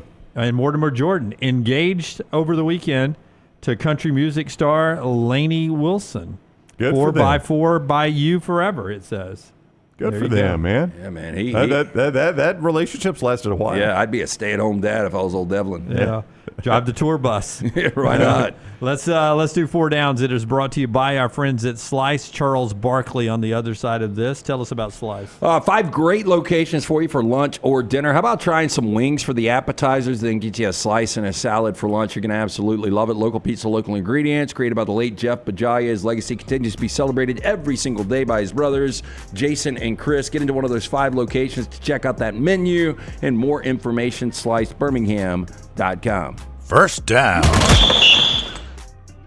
Pop star Robbie Williams turns 51 today. He was recently the subject of the movie Better Man, which is about him, except it changes him to a monkey. It looks awful. It was actually pretty good. The ratings are pretty good. What I never understood, Robbie Williams was like this sensation, and how like our sensations, our teen sensations, these boy bands, how they hit everywhere in the world. But Robbie Williams never hit in the U.S., which I thought was really weird. Yeah. Yeah, okay. That's who I thought it was, yeah. Yeah, I had never heard of him before I saw the movie. Yeah. But what was the question? The question is, what's the best or the worst biopic you've ever seen? Okay, I'm going to tell Brown not to see The Apprentice. I know you've seen it. You would not like it. I would not? Okay. The only thing I knew was Sebastian Stan, who's a really good actor, and he's played a variety of roles from Jeff Galooy to Tommy Lee to now Donald Trump, was nominated or is nominated for Best Actor. And then Jeremy Strong, Kendall Roy from Succession fame is nominated. Roy Cohn, the late attorney in New York, he's nominated for Best Supporting Actor. So I was like, supposed to be a really good movie. I'll watch it. And it was basically just crushing Trump, the whole movie. Oh, yeah? And like it was almost like a satire. I've seen some cuts of this, yeah. It was almost like SNL did this spoof on Donald Trump. And I didn't realize. I mean, the acting was pretty good, but the storyline was, it was over the top. For me, it would be, was it Gary Busey that played Bear Bryant? That's pretty bad. That's going to be the worst one for me. Yeah. So I never saw worst that. One? How bad was it? It was the worst. Whichever you it was feel the like worst. answering. Yeah, I'm going to say this was the worst for Trump. Oh, probably so. Yeah. I mean, I did not like Lincoln. You know, it's weird, the biopics, like, what's the one on Churchill where Gary Oldman plays Churchill? The Darkest Hour, Longest Hour, whatever it is. Like, he does fantastic in the role, but the movie's boring. Like, Daniel Day-Lewis was fantastic as Abraham Lincoln, but the movie was boring. Like, I feel like on biopics a lot of time, I can appreciate the acting, but I don't like the movie. But what do you go into that movie expecting to see? Like, Abraham Lincoln Vampire Hunter, you can get some action with that. That's but right. With He's a regular, vampires. with Lincoln, you're not going to get action. You did not. No, you did not. Like the old boy from Billions that plays, I don't know Damian his name. Lewis, Axelrod, or Paul Giamatti? Paul Giamatti. Yeah. He played, I think it was Jefferson? John Adams. John Adams, yeah. I mean, great role. It was really well acted. It was interesting to me, but it wasn't exciting. It was good. Giamatti was really good in the NWA biopic, Straight Outta He was. Compton. Is Jerry? Yes. Giamatti's a really Jerry good Heller. actor. Paul Giamatti plays exasperated better than anybody. He's always like, oh, Sideways is incredible. Second down. Jerry Springer would have turned 81 years old today. What's your favorite Jerry Springer moment? I really wouldn't have remembered many until I watched that documentary. I know you saw the documentary, Brown. I don't think you've seen it. Have you seen it, Tyler? I have not. It's entertaining. I just remember when I was watching, it became, Jerry when they'd fight. But then Steve, who ended up getting his own show, his security guard with the bald head, when they'd all start going, Steve, Steve, Steve.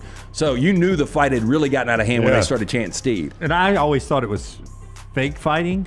And it may have turned into that eventually, but early on it was real fighting. They just would juice them up in the back so much. I didn't realize that either. Yeah, they had different producers coaching. Yeah. You cannot let him get in your face. Oh, really? You got to get back that? in his face there, blah, blah, blah, blah, blah. And they'd keep him up all night long, so they'd have no sleep, they'd keep him drunk. I don't really remember like a standout moment though. Like it all just kind of washed over you. I watched it a lot. But Not the man that married his horse? Yeah, I mean it was like you couldn't get absurd enough for that show. So there was nothing that was so absurd that you're like, I cannot believe this. How does a man marrying a horse not stand out? Well, because everything on that show was absurd. Everything. What was the show? Was it Maury Povich that just did the DNA test? Yeah, that's what he eventually devolved into. Springer did some of that too, or at least it was breaking up. You'd have a man and a woman, you'd bring out the other woman. Or sometimes a woman and a woman would be breaking up with a man and bring out another woman. I don't know why those are the ones that stand out to me because they always led to a fight. I don't know why this stands out, but Dr. Phil, when he first showed up on Oprah, it was actually really entertaining because this guy had this Texas accent. You know, I'll just never forget one time watching it, and this woman's on there. She's like, you know, I'm married to my husband, and I just want to have sex every night. Is there something wrong with me? And he goes, well, hell no. I was just like, that was such a funny moment. Dr. Phil. That show is absolutely ridiculous now. What, Dr. Phil? Yeah. Oh, I'm sure it is. Yeah. Well, I mean, what is it? Is it a running theme with him? Well, he had Cash Me Outside, girl. Yeah, we use that forever on the show. He basically just finds the weirdest, just poorly acting people you could ever find. Well, he made Cash Me Outside a lot of money. Cash Me Outside did well on that. Third down. The movie 50 First Dates turns 21 today. What's your favorite, or what's the best rom-com? Oh, Jim, I'll give you my time here. Well, I mean, me, Melton, and Jim actually had a conversation about this yesterday. I'm stunned at that. While you guys were working hard for the company in the lobby, I was in the back talking rom-com. You might have been more productive. And I'm not a big rom-com. There's two or three that jump out that I thought were pretty solid, like When Harry Met Sally back in the 80s. Yeah, I mean, there were some things on this list from Rotten Tomatoes that was not really, I think, in the rom-com genre. But Tyler and I may agree on the best one. Forgetting Sarah Marshall is one of my favorites. That's not a rom-com. It is a rom-com. It's a comedy. It's not a rom-com. There's no rom in there? They do. They end up together at the end. I would think that is way too filthy to be a rom-com. I loved it. I thought it was really good, but I would not consider that a rom-com. I consider it a rom-com. Rom-com is more Crazy Stupid Love. Like, I thought that was entertaining with Gosling trying to coach up Steve Carell. That was good. Four Weddings and a Funeral, rom-com. That was on the list as well. That was good. Say Anything with Cusack was one of my top five. I would say only, this is very personal for me, but Sleepless in Seattle and You've Got Mail were used in the proposal to my wife Jennifer. So I would say those are my favorite. Maggie loves those movies. Maggie loves those too. I used both those movies in my proposal. Wait, so you really think that Forgetting Sarah Marshall is a rom-com? I do. I just looked it up. Wikipedia has it as a rom-com. Everybody in the chat room is saying it. That my favorite rom-com is Forgetting Sarah Marshall. Die Hard is a Christmas movie, which a lot of people disagree with. Where do you go with the Wedding I agree with Crashers? that. Wedding Crashers, I would not say. I would say it's a comedy. I would say that's more of a comedy. It's a rom-com. Yeah. See, that one, I mean, Old School's got more willing to just put in the comedy section. What is Old School? It's got a romantic angle to it, but it's a comedy. I've actually never seen Old School, so I don't know. know. Yeah, that's a pretty funny movie. The Friends, it's a great friendship movie, by the way. Vince Vaughn and the Owen Wilson. Yeah. But then Luke Wilson, and then but they're chasing the two girls. They end up in love. Are you talking about? Are you talking about Old School Wedding Crashers? Yes, Owen Wilson. Hey, before we move too far away, before we go to fourth down, people are saying in the chat room that Paul Giamatti is doing a biopic on Art Bell, and they want to know if you know who Art Bell is. Tyler's got to know who Art Bell is. Art Bell. So you don't know. And when I worked early in radio, he was on overnights on one of the stations I was on. Is he the guy who talks about like aliens and stuff on well, he did. He's passed away now, but he did the. Or has he? Yeah, that's a good question. Paul Giamatti will show us. He might be in Cuba. That's actually kind of an interesting movie idea to me. And he's one of those guys. Like if you ever, and I know you haven't seen it. I don't know if you've seen it. I bet Melton has seen it. American Splendor with Paul Giamatti plays Harry Crumb or. I forgot what the Crumb guy's name was, a cartoonist. I think I've heard Melton talk about that. He plays some eccentric characters. Yeah. Art Bell, that's an interesting movie. Fourth down. All right. Randy Moss turns 48 today. Who had the better career, Randy Moss or Randy Jackson? Randy Moss. Yeah, not even close. Yeah. Randy Jackson from American Idol? Yeah, like he played with Journey for a little bit. He did, but boy, his TV career is long. He's still doing it. Yeah, but man, I mean, Randy Moss to me might be the best receiver ever. Everybody's going to say Jerry Rice. but just pure talent, it might be Randy Moss did more spectacular things than Jerry Rice. Oh, yeah. Jerry Rice was just always open, always scoring touchdowns. Randy Moss did spectacular things. But if I could have either in their prime, I think I would take Moss. I'm kind of with you on that. Yeah, like just the size. I mean, he could create some space and stuff. I go Randy Moss, not even close here. And I would take, Rice is considered the GOAT, but Moss, if you're picking a receiver, I'd have no problem with Randy Moss over Jerry Rice. Yeah. And then net worth, because we always got to talk about it. Randy Moss had reportedly been paid a total of like $84 million throughout his career. Randy Jackson, 300. Has a net worth of 25, and Randy Jackson's net worth is estimated to be 50 million. Yeah, well, it's closer than I would have thought. Actually, yeah, I would have thought Randy made that an American Idol. Yeah. Randy's spending. Yeah, no wonder Randy's still doing TV. You gotta have that money. Randy's got a Maggie in his life, getting Amazons delivered every night. That is 4 Downs, brought to you by our friends at Slice. 5 great locations for lunch or dinner. Get in, try out the soul pie, the hot mama, the wing and a prayer. You're gonna love it. Local pizza, local ingredients. For more information on that website, go to slicebirmingham.com. All right, when we come back, Charles Barkley talking about the big game in Tuscaloosa this week. Auburn and Alabama, number 1 versus number 2 in 2 different polls. By the way, Alex Bregman, former Astro, 2-time world champion, a silver bat winner, a Golden Glove winner.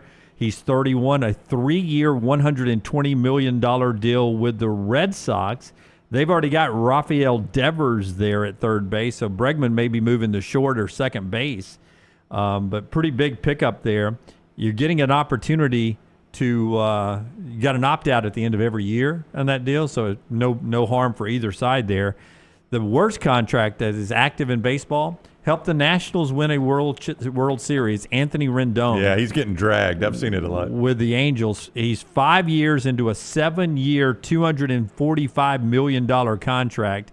Having hip surgery, may not play again this year. He's played 257 games in 5 years. That is insane and has done nothing. Yeah. 257 games for $245 million. He'll be able to pay the mortgage next month. But, boy, how good was he, though? Oh, he's unbelievable. I mean, coming out of Washington on that deal, he was fantastic. Won that World Series. And good night. He kissed away his baseball career, basically. Yeah, that's not his bank account. Nope. With Charles Barkley on the other side, this is the next round. Call the next round now at 205-734-0923. Make Valentine's Day special with our friends at the New York Butcher Shops. Right now, their Valentine's Day special, you get 2 certified Angus prime beef choice fillets, 2 twice-baked potatoes, fresh salad for 2, and yeast rolls. The choice, $59.99. The prime, $74.99. Available for pickup right before Valentine's Day. 2 locations. The New York Butcher Shop, Cahaba Heights, 205-970-7300. The location in Greystone, Highway 119, 205-703-8825. This Valentine's Day, make it rare quality, well-done service. The New York Butcher Shop. Storm season is here. Make sure you have a plan of action in place right now. Greg from Pell City and Storm Restoration Roofing should be your first call when storms hit. Insurance companies love working with Storm Restoration Roofing because of Greg Nelson's name and reputation in the industry. When storms hit, call Greg Nelson. He's local, 205-542-3531. He's the home of the free no-cost roof inspection. Greg from Pell City on Facebook, 205-542-3531. It's Storm Restoration Roofing. Hey, there's nothing worse than waking up to a plumbing problem. Don't get caught in a flooded house. Call the guys at Hemphill Services. Adam, Chad, and the team at Hemphill are the only ones I trust to fix it and fix it right the first time. Hemphill Services does it right and always at a fair price. For all of your plumbing, cooling, and heating needs, trust the name that Birmingham has trusted since 1954. That is Hemphill Services. Call now, 205-229-2090. That's 205-229-2090. This hour of The Next Round is presented by the Birmingham Racecourse Casino, now featuring 7 days of giveaways with your chance to win a share of up to $125,000. The more you visit the Birmingham Racecourse Casino, the more chances you have to win. Happy football season. At the Next Round, we strive to make our loyal listeners feel like they're a part of the action all season long. My name is Emily Grace McWhorter, and I do that by bringing you along for any given Saturday in Auburn or Tuscaloosa. From pregame warm-ups, touchdowns that make you feel a part of the play, and everything in between, our goal is to make you feel like you're inside Bryant-Denny or Jordan-Hare. Follow along on our social media at Next Round Live on Instagram, X, and Facebook. Also, check out thebarnauburn.com and covercrimson.com while you're at it. Here's to fall Saturdays. Follow Next Round Live on Twitter, Instagram, Facebook, and YouTube. The social media team at Next Round Live is dedicated to giving you daily news conferences and practice video from UAB, Alabama, Auburn, and around college football. Follow and compare to the sites you used to visit. You'll also get the latest highlights and news from the Next Round Daily Show. Turn on the notifications so you don't miss a thing. Next Round Live on Twitter, Instagram, Facebook, and YouTube. See more at nextroundlive.com. Hey, let me tell you about our friends at Urology Centers of Alabama. Compassionate and comprehensive urological care with 35 physicians,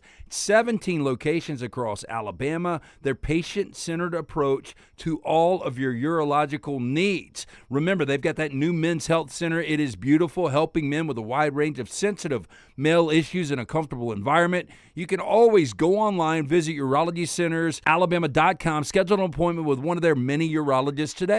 It's time to pull the trigger on the Next Round merch that you've been eyeing. We know there's a lot to choose from at nextround.store, so here's a few of our favorite picks. If you want to match LT and Brown, go with the TNR logo hoodie and throw in one of Dunaway's favorite hats. Any of them will do. The Backroom's go-to is the classic logo t-shirt, while my personal favorite is the light blue TNR crew neck. All of these items can be found at nextround.store and are EG approved. Rest assured, your order will be packed with lots of love from us here at the Next Round. Head over to nextround.store to start filling up your cart. Think about the best summer nights of your life. How many of those were in a great t-shirt? Visit nextround.store to get the perfect t-shirt for the next perfect southern night. Nextround.store. The memories are waiting.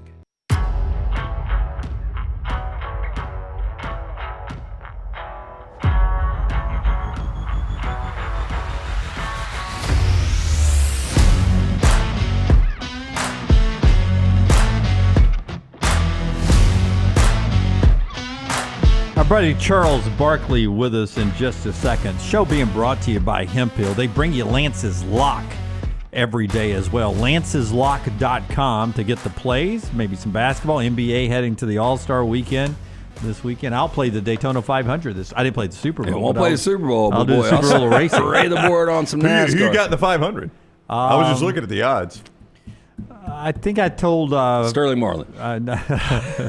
I told Furman I'm going to go Logano again. Furman can't be with us tomorrow. He's got to travel. Logano is plus 1025. Yeah. Second best odds. Get 10-1 your money. That's good. Second best odds. Well, I mean, Kyle Busch plus 1,000. Yeah. So, but tell us about him. So 7 winners up tonight, 1 in the NBA, 6 in college hoops. Jump on board. Free winner every single day at lanceslock.com. Always brought to you by our friends at Hemp Hill Services. Call Adam, Chad, Andrew, the guys there. Tell them the Next Round sent you. If you experience any plumbing, heating, or cooling issues in your home or business, they are ready to serve you. For more information, hemphillservices.com. We always appreciate the great Charles Barkley being kind with his time, and he is so kind with his time for us. Comes on whenever we ask, and we appreciate that. Welcome in, Sir Charles. How are you today, my friend? I'm doing great, brothers. Out here in San Francisco getting ready for All-Star game. Oh, I forgot about that. So you'll have to watch Auburn and Alabama play on TV out there. So 1 o'clock. 1 o'clock. I saw the games at 4 o'clock, so actually it works out good for me because we don't go on to Saturday later in the day. So 1 o'clock Saturday, I'll be sitting here watching, brother. Yeah, I would tell you that was on a bucket list of mine for a while, to get somehow in your inner circle to get invited to All-Star Weekend with Charles Barkley. That always seems like that would have been a good time. I've aged out of that wish list now, but do you have a bunch of friends you take on the road with you when it's All-Star Weekend? Is it a fun weekend for you? Not really. It's too much. It's a lot of work. It was fun when I was playing. It was awesome. But, so tonight we do our regular show. Then tomorrow night we got the Rookie Young Kids game. And then Saturday, we got the slam dunk 3-point shooting contest and that other skills competition. Then got the game Sunday. So it's a really long weekend. You're on television basically every night for the next 4 days. So it's really a long weekend. There's been a couple of really good eras in college basketball in this state. You obviously were part of one growing up, graduating from Leeds, getting recruited by all three of those schools, and ultimately going to Auburn. Did you ever think that, and I know this question's probably been asked to you a couple of times already, that you would live in a day when we're in the middle of February and you've got number 1 Auburn against number 2 Alabama, or number 1 Alabama against number 2 Auburn? I never thought that, and shout out to the two coaches, Bruce Pearl, that's my guy.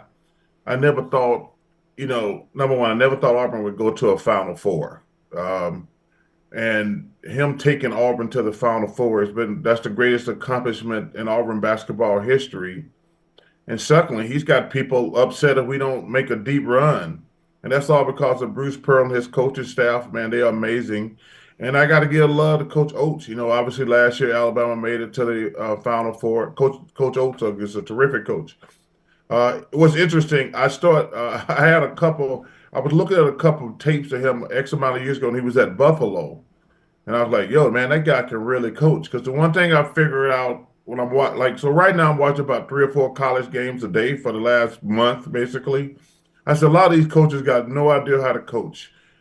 They never make in-game adjustments. If something working for the other team, they let them do it. Sometimes I'm sitting here watching, even right now in March Madness, I'll be like, they just ran the same play 4 times in a row and either scored or got a good shot every single time. You need to make an adjustment.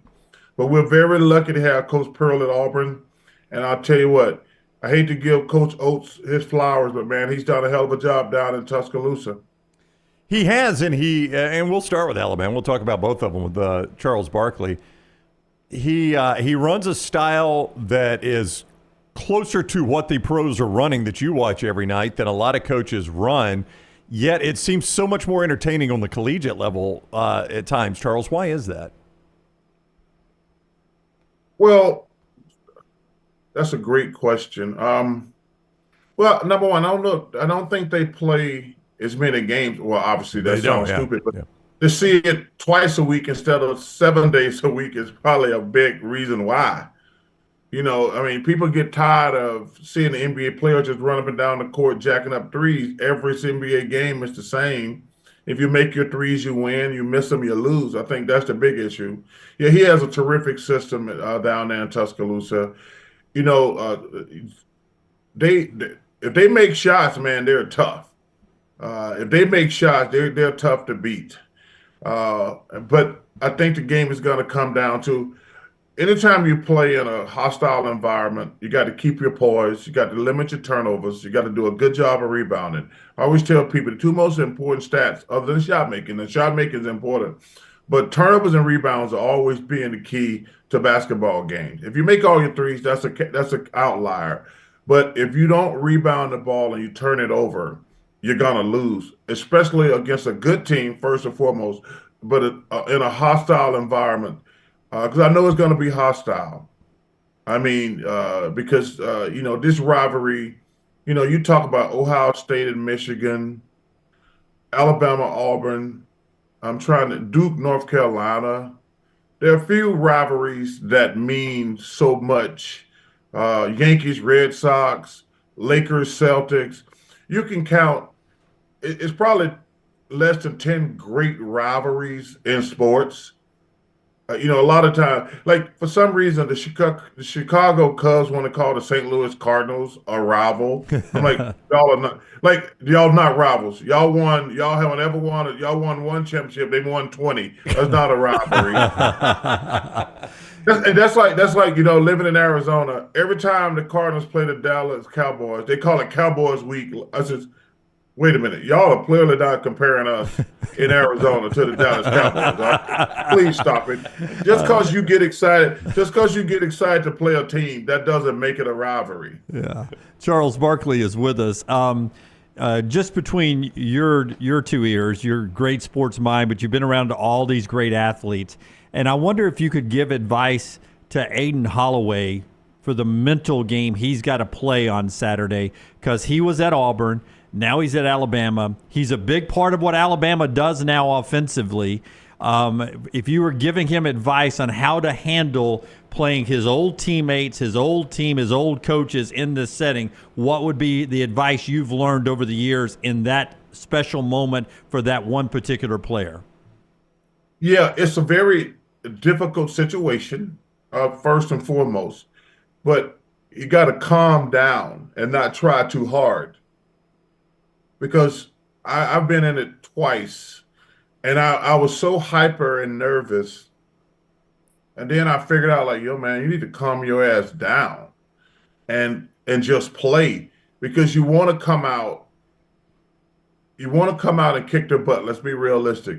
But if you try too hard and you make one mistake, then you make two, then you're like, oh my God, it's going downhill. This is my worst nightmare coming to fruition. So I would say take your time, let the game come to you. And most great players know this. You have to control your breathing. Breathing controls every aspect of your adrenaline and things like that. I learned somewhere along the way, man, I got to control my breathing, because number one, your heart's going to start pumping and your energy level's going to be up. If you do not control your breathing, you're going to get tired quickly. That's the key. I talked to Joe Morgan about that one time. We were talking about him at big moments. He said, man, I just try to control my breathing. I said, dude, that's exactly what I do to myself. And I've talked to other great players. It says, because everybody gets nervous, everybody gets excited. I don't care who you are, but you have to control your breathing. That's the key. So the majority of coaches say Alabama's the best team. Majority of writers say Auburn's the best team. You came on here a couple of years ago. You said Alabama's the best team in college basketball. It made some news. This all doesn't matter until the end of the year. But right now, do you see a clear-cut number one team in college basketball? I do not. I think that Auburn, Alabama, and Duke have separated themselves. I do. I will say this about Auburn. Auburn has the best combination inside, outside. They don't. That's just my I always phrase things in my opinion. I do. I think Auburn, Alabama, and Duke have separated themselves, and Florida's knocking on the door. I watched Florida play 3 times. They were very impressive when they went down to Mississippi State this week and spanked them. But I do think Alabama, Auburn, and Duke, and I'll throw Florida in there. But I think Auburn has the best combination of they can beat you outside, they can beat you inside. And I think Auburn might be the best defensive team. And I've said this many times. Bruce Pearl is never going to get out-coached. Him, Tom Izzo, Coach Oates, I'm trying to think, Bill Self? Golden, who's a Bruce Pearl protege, is a hell of a coach. John Shower is a hell of a coach. So they're going to make great in-game adjustments. See, what a lot of fans don't understand, you always go into a game with a game plan, but it doesn't work. So you have to make an adjustment. Sometimes your second adjustment doesn't work. So great coaches, like, one thing I love about Bruce, man, I actually think sometimes he'd be screwing around in the first half, experimenting. I really mean that. He's like, well, let me try this and see if it worked. Okay, it didn't work. I do. I love Bruce Pearl, man. I think what he's done for our program. See, the only thing that worries me about Auburn, I'm not going to lie, he has built our expectations. Like, people the last 2 years have been disappointed because Auburn didn't win a game in the tournament. And now we've been basically number one all year. So I know how the Auburn fans are going to react. I think, and listen, I'll be honest, we got to at least make it through the first weekend. You cannot be one all year. Like I say, we were disappointed the last couple of years, but that's okay. That's what Bruce has raised our expectations up here. But this year is going to be even more pressure because they've been number one all year. They got to at least make it past the first weekend this year. Same thing in Alabama. They went to the Final Four. So I think Coach Oates gets, if they were to lose early, he gets a hall pass because Final Four is so. But, Auburn's lost in the first round of the tournament, first weekend the last couple of years. You can't be number one all year and do that again this year. Charles, have you met Alabama fans? I mean, do you not think they expect to be back in the Final Four again this year? Well, the good thing about them sucking at football right now, they're not running around, running up in your face all the time saying, "Round, round." When the GOAT left, I said, man, this is gonna change things. Because you don't go from the greatest coach ever, and see, this how such jackasses they are. They lost 4 games, right? Yes. Let me tell you something. I'd kill for us to only lose 4 games. See, that's why. See, Alabama's a great school, and you guys know how much love and respect I got for Coach Saban, and I'm wishing Coach Hugh Freeze nothing but the best. I love that guy; he's awesome. But the reason you hate Alabama fans, they lost 4 games. They thought it was damn apocalypse. I mean, they're like, oh, it's the end of the world. But hey, it's really when you're great at something, you have high expectations. So, hey, man, it's gonna be fun. I will tell you, I'm trying to figure out, honestly, is it better to lose in the SEC tournament like the first game, or try to beat 3 or 4 great teams and you're totally exhausted by the time you get to March Madness? I was actually, because we get all our notes on every team and tapes on every team starting. I normally start my prep like January the 2nd or 3rd after I sober up from New Year's Eve. And so I'm looking at all these notes. I'm like, man, the SEC is amazing, but you're going to get beat up all season.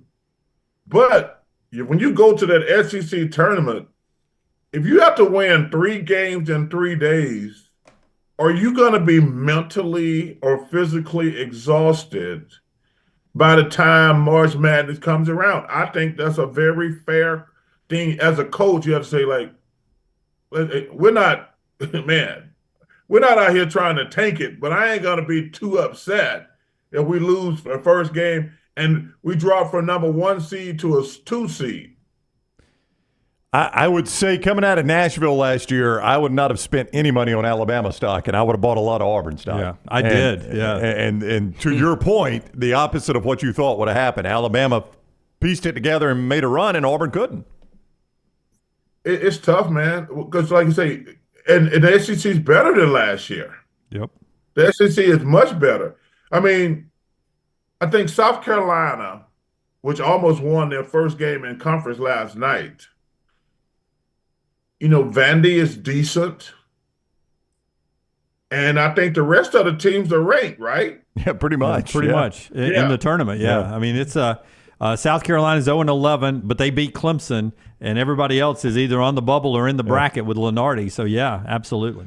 Hey, Chuck, where are you on Johni Broome at the next level? Because I said a couple of days ago, he's one of those guys, if you didn't have eligibility run out, which we might get to that one day when these guys become employees of the universities and they don't have, they can continue to play. He would be one of those guys that can make 7 figures every year playing at the college level. But how do you think his game translates to the NBA? Well, I prefer...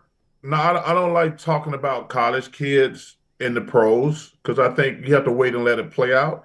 I'm a really pull for him in the pros. He's going to get an opportunity.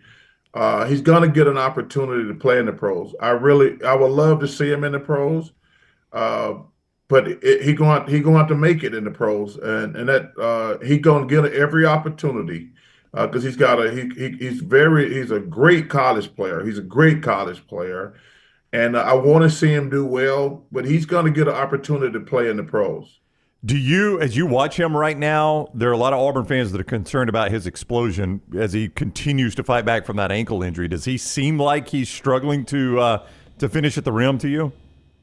I think, man, when you hurt your ankles, the number one thing, first of all, you have to get your confidence back. Because, every time you take a step, you're going to get somebody to stab you in your ankle. So, number one, he's going to have to get his confidence back. But I think he's going to be fine. I thought he played well against Vandy, And but Saturday's game, man, I can't wait to watch that game because as a player, there's no better, number one, especially when you got a good team, there's no better environment when you play against another good team. Because that's all you dream of as a player. Like, oh, I get to play against another great team, especially on the road, because you know it's going to be hostile. Those are actually, if you talk to players, they'll tell you those are more fun. Those are more fun than playing at home. Yep. Chad Baker-Mazara hasn't had his last 2 games have not been great offensively. What do you see from Chad Baker, and how important is he to this Auburn basketball team with his energy and his emotion and his defense? Well, I think number one, his energy and defense are a big part of what we do.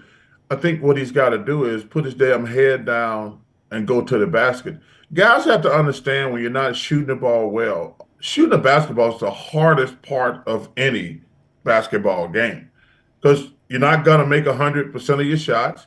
The best shooters in the world only make 50% of their shots. Let's get that. So that tells you Steph Curry, as great as he is, he don't shoot 65% from 3. He shoots like 45%, somewhere in that range. He's the greatest shooter ever. So if the greatest shooter ever not going to shoot 50%, you probably ain't going to shoot 50. But when you're struggling, first of all, you have to remember something. Even if you're not making shots, you said it, Jim, energy and defense. Energy to me is the most underrated part of sports. Like, if you bring energy, we can work with you. But sometimes when you're struggling with your shot, man, go to the basket, get a couple free throws. You'll be surprised how big the basket look after you make 2 or 3 free throws. And that'll open up everything. But Chad, all he got to do is bring energy and defense.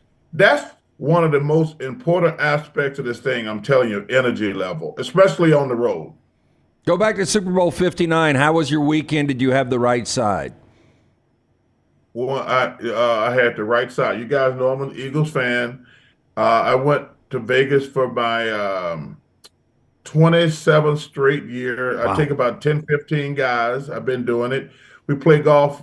We go have a nice steak dinner on Friday night, gamble all night, go to the golf course Saturday morning hungover, play all day, do the same thing Saturday night, go play golf early in the morning, go back, take a nap, and watch the game. And I saw my Eagles beat them down. And the thing about it, guys, I went on a bunch of shows last week at Dan Patrick and a bunch of them Philly. I said, guys, relax. It's not even going to be close. And I said 34-21. I said, it's going to be a blowout. It's not going to be a close game. And they're like, you got to be kidding me. I said, man, I ain't even worried. It's going to be a beatdown. And it was a beatdown because I was surprised that I wasn't surprised that they couldn't block them. I was surprised how they never made any in-game adjustments. That was bad coaching by the Chiefs. They never, number one, they didn't. I don't even understand. I've seen other guys talk about it on television. I'm saying, like, Jeff Savage, who's tremendous on television, like, he says, as an offensive lineman, I would have been pissed at the coach. I'm like, we can't block them, and you run 11 pass plays to 1 run. Yeah. He says, it was terrible coaching. He said, Andy Reid had a bad day. He says, Coach, we can't. He says, he wished one of the offensive linemen. I said, Coach, we ran the ball 1 time. We passed it 11 times. Patrick got hit 8 of those 10 times, 11 times. He says, that was just bad coaching, but it was just a beat down. And it was a really, really, really, really, really good weekend for Chuck. Well, I look forward to the next time you're on when Dunaway awkwardly tries to invite himself on the Super Bowl Vegas trip. Yeah, you know that's coming next, right? I don't think I've aged out of the Vegas trip. I think I could do that one. Yeah. Well, hey, listen, man, first of all, it is so much fun in Vegas on Super Bowl weekend. And it's crazy. They have a party Sunday. I'm in a room. They have 1 million big screen television. They all like 100 inches. You got like 20 of them in there. I'm in like a convention center, and there is about probably 10,000 people. and they got every food in the world, every drink in the world. And the room is so electric because everybody in the room is bet on everything from the coin toss to the length of the national anthem. So the room is on fire the entire time. I had even 2 dummies with me who, when they flipped the coin, jumped up and down. I said, damn, I got losers in my entourage who bet on the coin toss. I said, you guys are such a bunch of damn losers. Who bets on the coin toss? Then I had 2 friends jump up because I guess which I couldn't believe, the national anthem came in like 2 seconds under. Uh-huh. But hey, man, that show y'all got loser friends. Yeah, we're 3 of them. Yeah, I mean, John Batiste, I thought could drag it out a little bit longer there. I thought he was going to go over. He didn't do it. Yeah, because when I was watching in real time, I'm like, oh, this is an easy over. Yep. And then I'm like, oh, it came in 2 seconds under. Yeah. Charles, it is always great, my man. We appreciate the time as always. Enjoy the All-Star game and enjoy Saturday's massive game in our state too. All right, man. I can't wait. Hey, I appreciate you guys, man, and War Damn Eagle. All right, buddy. We'll see you soon. Thank you, Charles. Take care. Yes, sir. That is Charles Barkley, the Auburn great and NBA great with us on the JohnstonRVCenter.com hotline. Yeah, still didn't get the invite, man. Yeah, I threw it out there for you, Jim. Since 1988, very few invites. I always throw it out there. I met a former fraternity brother of Jim's, longtime friend who's been mentioned on the show often, and he said the Charles Barkley story gets a little extra mustard on it from Dunaway about dancing with our girls. Dirty wasn't there. Is it Dirty? It was not Dirty. No, I'll tell you who it was at the break. The only other guy that was there that night was Rusty Pody. It was me, Rusty Pody, and 3 girls. Was it Rusty Pody? Yeah. I think Rusty said there might be. There you go. Rusty's the only other guy there. Rusty said there might be a little extra mustard on that Barkley was he was dancing with a girl. Yeah, I was like, you're telling me Dunaway is adding to a story? 100%. That's the way. Rusty was probably drunk and doesn't remember. Dunaway's that guy. You remember the Pizza Hut commercial where the guy kicked the winning 30-yard field goal? And then the next thing, it's in the snow. He's got a cast on one leg. And it's the longest field goal in American football history. What Rusty actually said was, my favorite part of your show is hearing Dunaway tell stories about me, yet he inserts himself in the story. That is not true. I was like, if you think that surprises me. That is not true at all.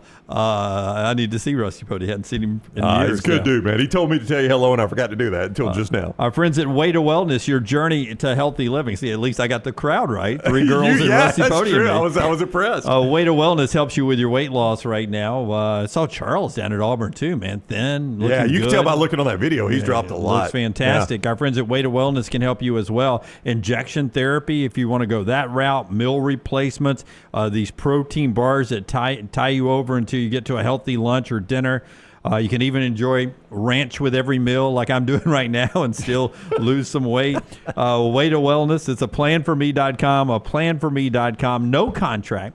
No sign-up fee, and your first consultation is absolutely free. Leslie can help you with her board-certified team find a plan that will work for you. She's been doing it for years. She's the best in the business, and they coach you up, man. They coach you. You got to have a good coach. They coach you up. Way to Wellness, planforme.com, your journey to healthy living. When we come back, more football, more basketball, trash still to come, and all of that. This is The Next Round. Everything Next Round is on demand now in the podcast section at nextroundlive.com.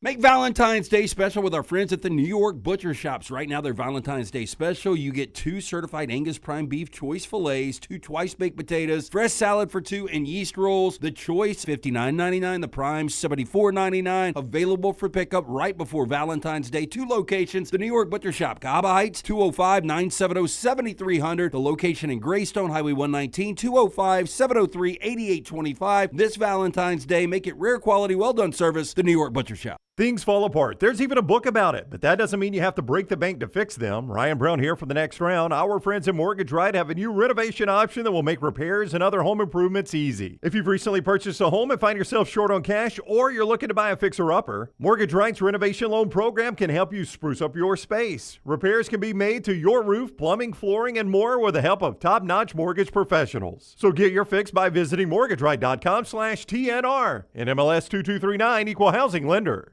Hey, there's nothing worse than waking up to a plumbing problem. Don't get caught in a flooded house. Call the guys at Hemp Hill Services. Adam, Chad, and the team at Hemp Hill are the only ones I trust to fix it and fix it right the first time. Hemp Hill Services does it right and always at a fair price. For all of your plumbing, cooling, and heating needs, trust the name that Birmingham has trusted since 1954. That is Hemp Hill Services. Call now, 205-229-2090. That's 205-229-2090. You could win a Cadillac CT5 or your share of $25,000 in free play and cash at Birmingham Racecourse Casino. The more you visit, the more chances you have to win. Play the latest, most exciting games around with fun bonuses and big jackpots. You can be a winner too. Come win your share during the Cadillac CT5 and $25,000 giveaway at Birmingham Racecourse Casino. Drawings April 5th and 6th. Located off I-459, exit 31, Derby Parkway. Must be 21 or older. Must be present to win. Hey friends, if you're looking to expand your business and inform the Next Round audience about your exciting brand, contact us at sales@nextroundlive.com to be part of the team and advertise your product to hundreds of thousands of potential consumers on our ever-expanding platform. Let the Next Round help take your business to the next level. Get more information by emailing us at sales@nextroundlive.com, and one of our team members will work with you to build a plan to take your business to the next level with the Next Round.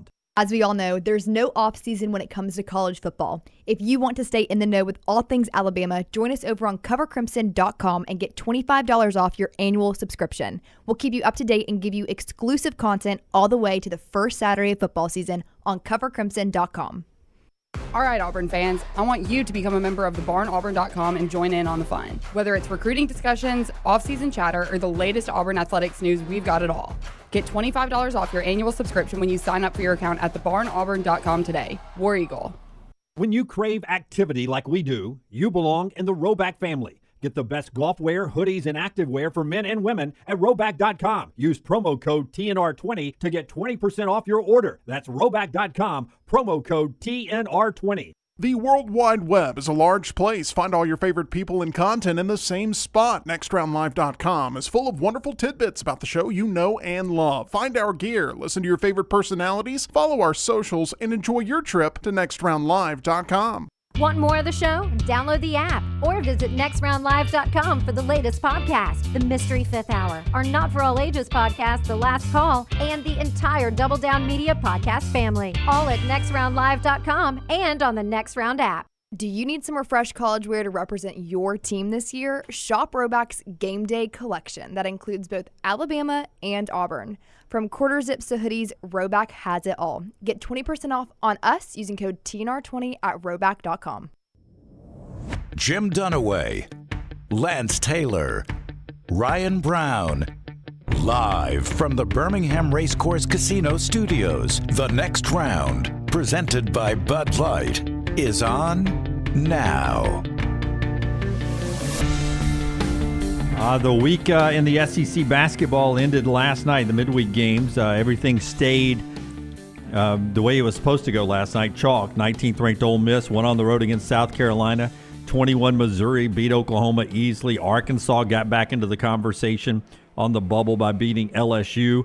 Nationally, Villanova ended St. John's 10-game win streak, 73-71 in that big game there. After St. John had beat all the best teams in the Big East to sort of take control of that conference, they dropped one to Villanova there. Yeah, and I think that was St. John's first loss of the new year. I think you're right about that. I think it is. 10-game win streak. That seems about right. It was a first quadwood win for Villanova. So I wonder how much St. John's might have been looking forward to Creighton, though that game lost a little bit of luster with Creighton losing to UConn. Yep.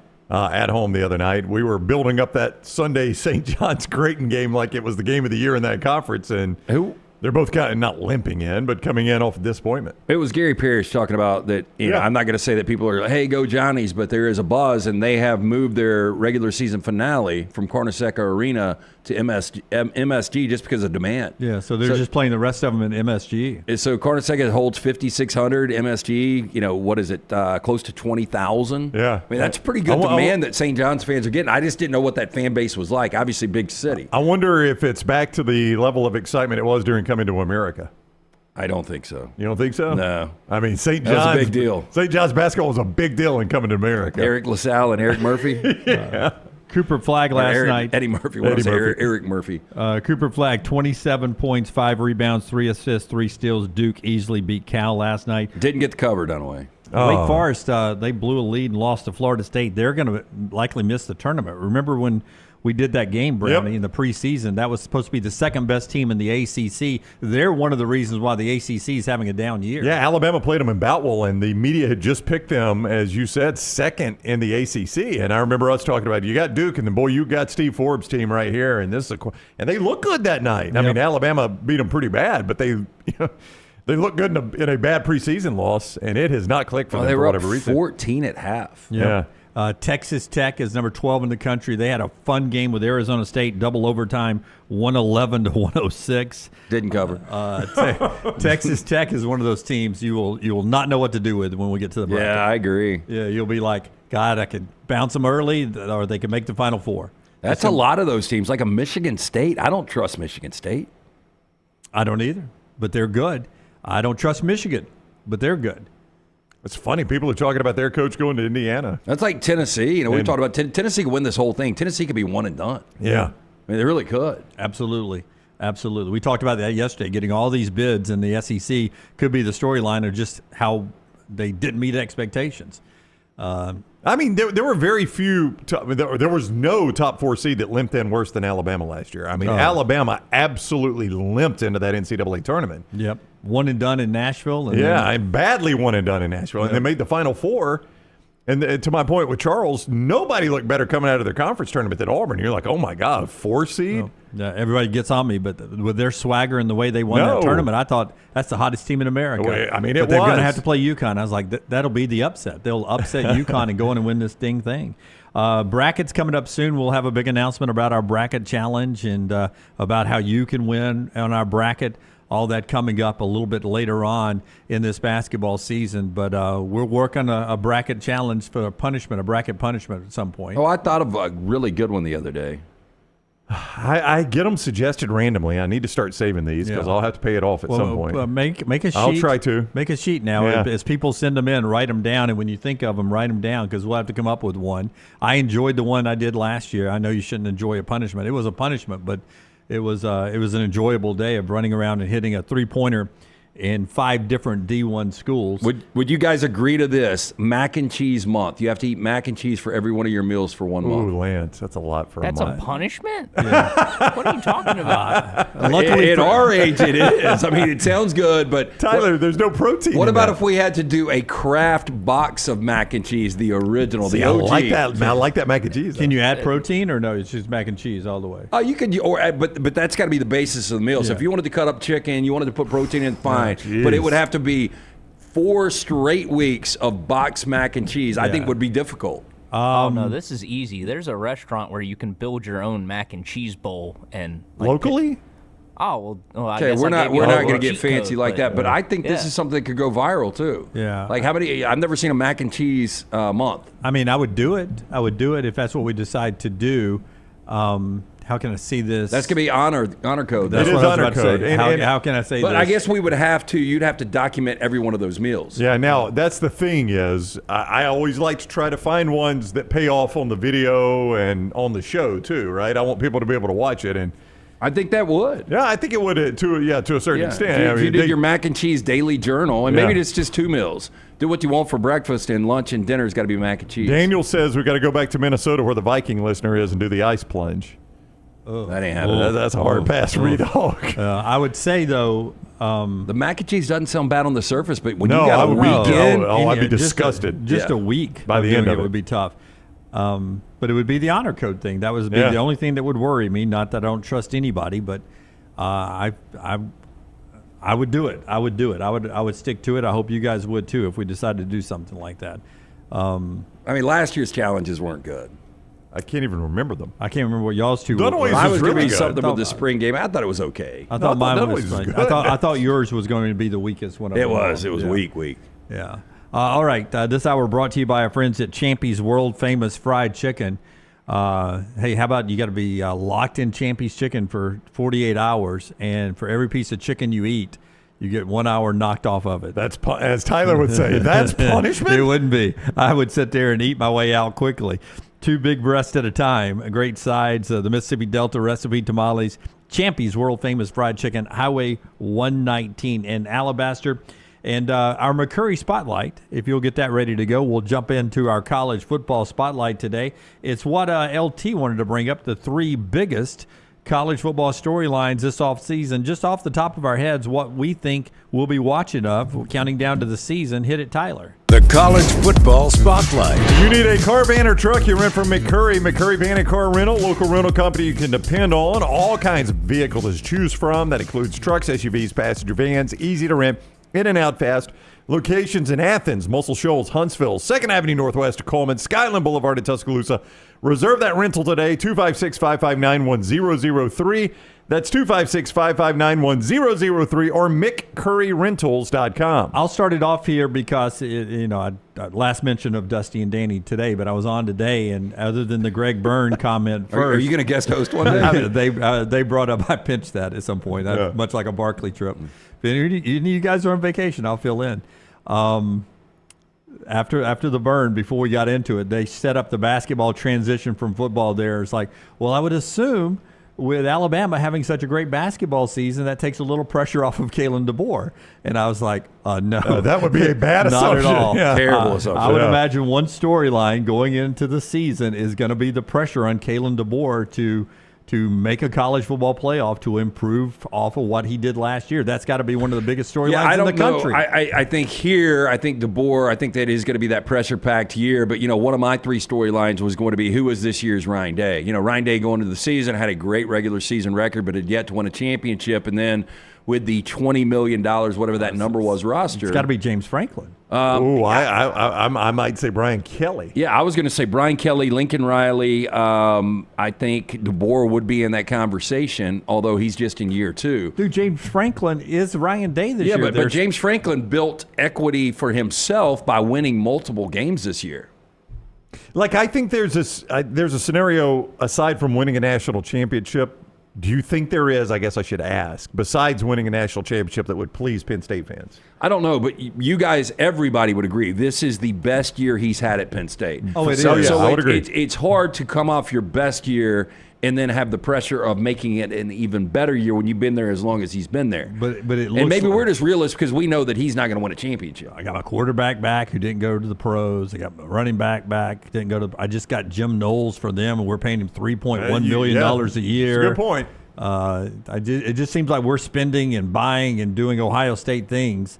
If that was to win, name the program. If that was LSU or that was USC and coaches that have won games, big postseason games, then I would believe in it a little bit. And I just wonder, I've never really talked to Penn State fans about where they are on James Franklin. Yeah, well, it seemed like last year at the kickoff party, there was one Penn State guy. He was down on Franklin.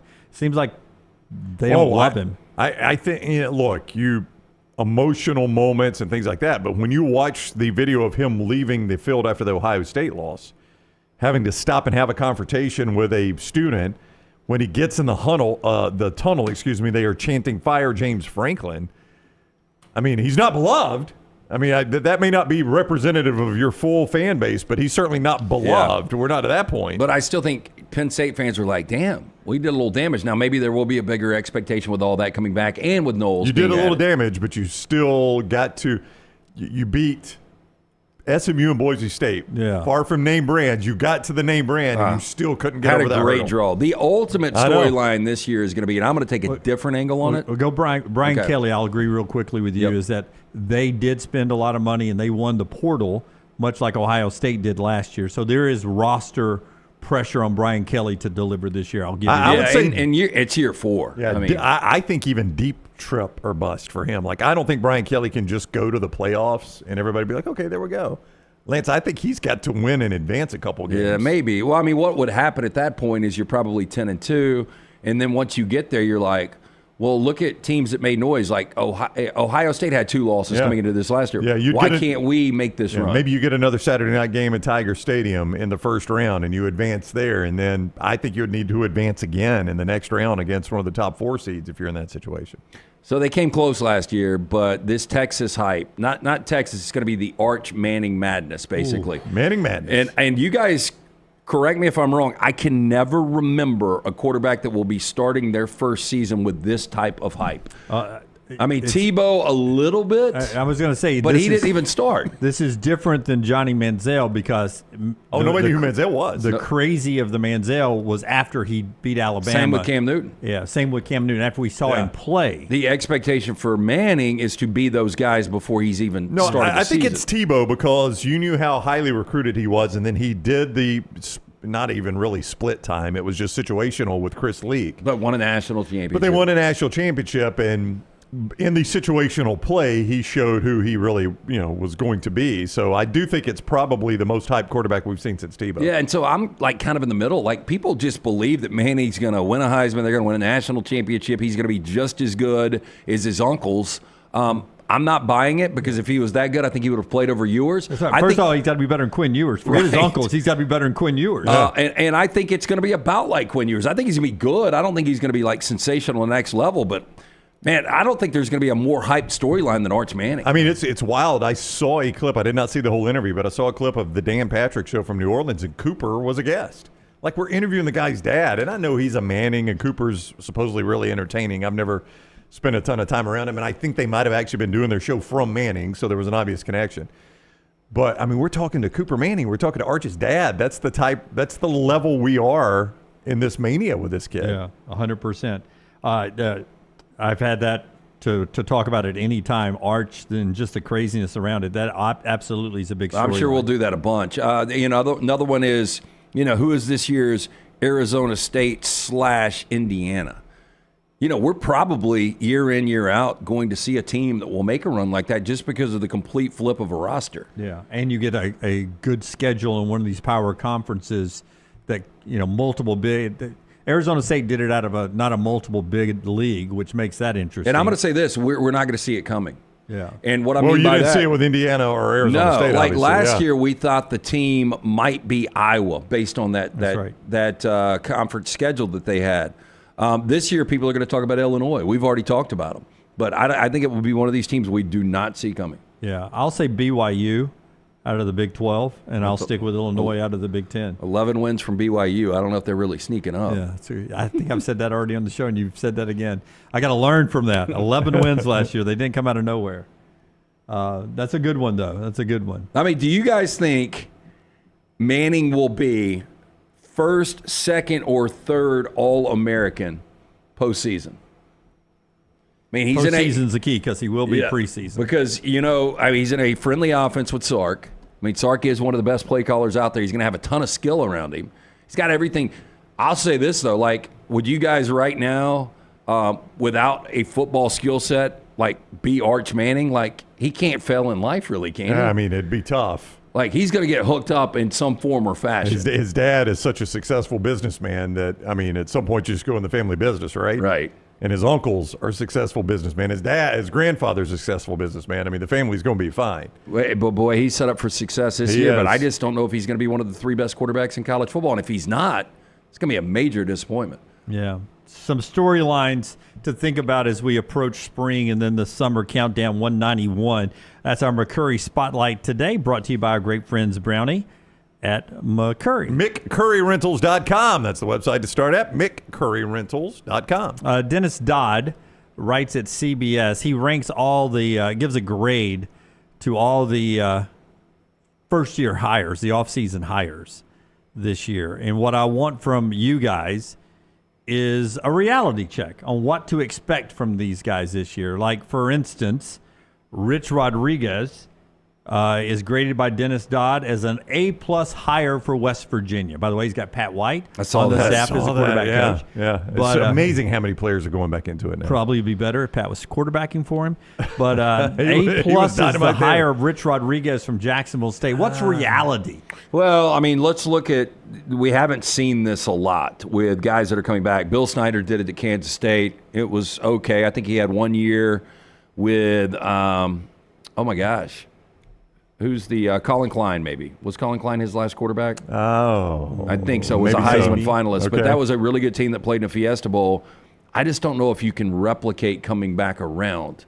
I mean, that was a great fit back in the day. They were a top 5 to 10 program year in, year out with Rich Rod. I think it's a really good hire. It's exciting for the West Virginia fans. I don't know if I agree with Dennis to go A+, but if you're saying that's an A+ hire, my expectation as a West Virginia fan is to at least play for a Big 12 championship while he's still there. Yeah, I mean, if Iowa State and Arizona State just played for the championship, why can't Rich Rod do it in year 1? I don't know if he's going to be there. I would have said a B hire. I think it's solid. Well, I would say this. If he takes them to the Big 12 championship game at least once, I would say you've gotten your money's worth. That's an A+ hire to me. That program has basically been down since he left there. I mean, they've never been close to a college football playoff appearance. Now they were close to BCS with him. They were a game away for playing for a national championship when he was there. And that's close. If you play in the Big 12 championship, obviously if you win that, you're in. When was his time at West? Early 2000s, right? Yeah, 2006 was his. It was when he was leaving for Bama and ultimately took Michigan. Yeah. So it was 07. 07. Yeah. 06 last year. Yeah, that game against Pitt. Yeah, that's one that'll stick with you forever. Oh, I mean, I still have never forgotten watching it. Yeah, because I guess they would have played Ohio State, right? I think Florida would have been out. Yeah, Florida benefited from the loss. And I think they could have beaten Ohio State. And it was not a conference championship game. That was a regular season home game in Morgantown. Yeah, rivalry game weekend ending. 4-touchdown favorite. Yeah. On a Thursday night or Friday night? It was a weird night. It was a Thursday or Friday. It was Friday. Was it Friday? Mm-hmm. Yeah. Yeah. 5-5 Pitt against West Virginia, who was unbeaten. And by the way, I will never forget this, too. We had Paul Rhodes. Paul Rhodes was the Pitt defensive coordinator, got the Auburn job. We had him on our show. This is back when it was just me and Dunaway. And we brought that game up, and I was like, I remember watching that game, and every single call went against Pitt in that game. And he was like, it did. And Paul Rhodes basically said, you should have watched it from the sidelines. But it wasn't Rhodes' fault. That was like a 13-9 final, so the defense did their job. That is really one of the most monumental upsets in the history of college football that we never talk about, because if they would have won that game, they would have played Ohio State and an opportunity to win a national championship. Yeah, Rich Rodriguez at West Virginia winning a national championship. Barry Odom's grade from Dennis.cbssports.com is an A. What is reality at Purdue for Barry Odom? Oh, my gosh. I mean, it's been since Joe Tiller was there, and those years weren't even great. But to the point you always make, if Indiana can get to a playoff, why can't Purdue? Yeah, I've always pictured Purdue being a better football program than Indiana. Yeah, but the reality is he's not bringing 31 players from last year's UNLV team with him. If he was, watch out! This could be Cignetti again with James Madison and all the transfers that nobody paid attention to. Yeah, that's right. I mean, every time I'd see James Madison, 4 more players from James Madison is transferring to Indiana, I'd be like, wow, what does that matter? Why are you doing that? Stay at James Madison. I don't know. That's a tough job. I like Barry Odom. Barry Odom probably never should have been fired from Missouri, but if I'm a Missouri fan now, I'm like, well, damn, Drinkwitz doing a pretty good job. He's done better than Odom did. Yeah. Bill Belichick, they graded A- higher in North Carolina. What's reality there? Reality, I mean, again, it's the ACC, so you ought to be able to get a program in the conference championship game. SMU just did it in their first year in the league. SMU not only goes to the conference championship game, but goes to the playoffs. If I'm a North Carolina fan, I'm like, again, it's like the Indiana model the Lance always uses. If SMU can do it in year 1, why can't we? Well, and I've seen Wake Forest win an ACC championship in modern-day football. We've seen Pittsburgh win one just a couple of years ago. Yeah, so North Carolina's got more resources than either. Why can't they get it done? I'm interested to see the schedule because so they open with TCU, then Charlotte, then Richmond, and then at Central Florida. I mean, boy, he better be 4-0. Yeah, but if he is 4-0, then they host Clemson. You probably get a game day situation there. My point is, I think they need a fast start. You don't want to lose. I'm not going to say he's going to lose interest, but you need that buzz to really be behind this program. Yeah. Speaking of going back and doing it again, Scott Frost graded as a B+ at UCF. Can he recreate it at UCF what's reality in that grade? I mean, for the scale, Brown, don't you think Frost did about the job that West Virginia did with Rich Rodriguez? He did. I just wonder if you can do it in the Big 12. Frost was not having to do it in the Big 12 the way Gus Malzahn was asked to do it, and it did not work out well for Gus. Now, maybe that's a Gus versus Frost thing. I don't know, but you guys got to give me. It is going to be much more difficult to replicate that in the Big 12 than it was in the – what conference were they in then? Who, Nebraska? No, Central Florida. The American? When Scott Frost, was it the American Maybe, then? yeah. I mean, it's much more difficult to do that in the Big 12. And I think Scott Frost's a really good coach. You remember as an offensive coordinator at Oregon, everybody wanted him, goes to Central Florida. Everybody thought that he might be the next Oregon coach. Then he gets an opportunity to go home in Nebraska. Nebraska is obviously just a tougher job than we think it is. Yeah, and Matt Rule is trying to take another step after getting to a bowl game. One more, the rest of them don't matter as much to me, but Dan Mullen, by the way, sad news of the Kentucky transfer passing away. One of the players, Mullen had just named him one of the team leaders. So sadness out with Mullen's program at UNLV, but they grade him as a B here. What's reality for him? Problem is, Barry Odom did a hell of a job. Yeah, it's going to be hard to one-up that. But, this is maybe the job that is right for Dan Mullen. Mississippi State, did a really good job there. Did a solid job at Florida, but bigger, higher profile. Recruiting comes into the mix a little bit more there. And maybe with a smaller job, he excels. I still think Dan Mullen, a lot of people don't like this guy, but I think he's still a really good coach. Well, here's what I look at. Who do you play big name that you could upset? And Boise? Well, they're at Boise, but at a conference, UCLA. They host them. And that's a week 2 for Dan Mullen. They open at, by the way, what a weird trip this is. UNLV opens at Sam Houston. Oh, wow. What a weird trip at Sam Houston. I think that's one of those programs that has some money, though, don't they? Sam Houston? Probably so. You assume that because they're in Texas? They got a lot of history winning on the other level. But then you play UCLA at home week 2. You win that one, and all of a sudden, there's a little bit of buzz. Would have won that game last year, and UCLA was better than advertised, but UNLV was really good. So that's Dennis Dodd's got all the grades there for you. We wanted to give you a little dose of reality to go with that. Brownie, tell us about mybookie.ag, and then I think I have changed my belief on who the greatest fans, I'll say, in pro sports are. Professional sports. Tell us about mybookie.ag. Hey, so Dunaway was talking about Daytona. You got the twin qualifiers tonight. Yeah. Kyle Busch is your favorite to win Daytona. You could play that right there at mybookie.ag. Joey Logano, go ahead, free play.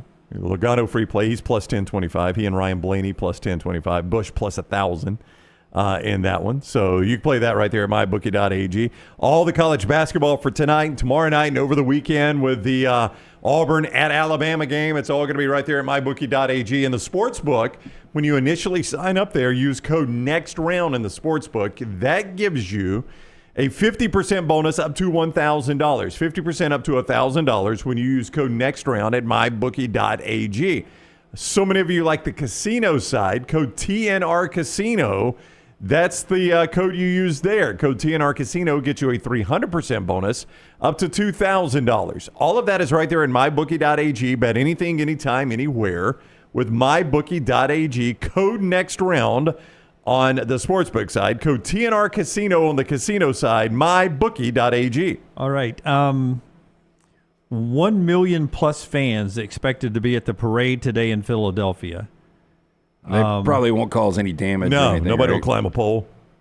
Really amazing. We showed you they bought the snow, a pint of snow from the game where they beat the Rams, $50 a pint, sold out instantly. Right. $50 for basically a pint container of confetti from when they beat the Commanders to go to the Super Bowl, sold out instantly.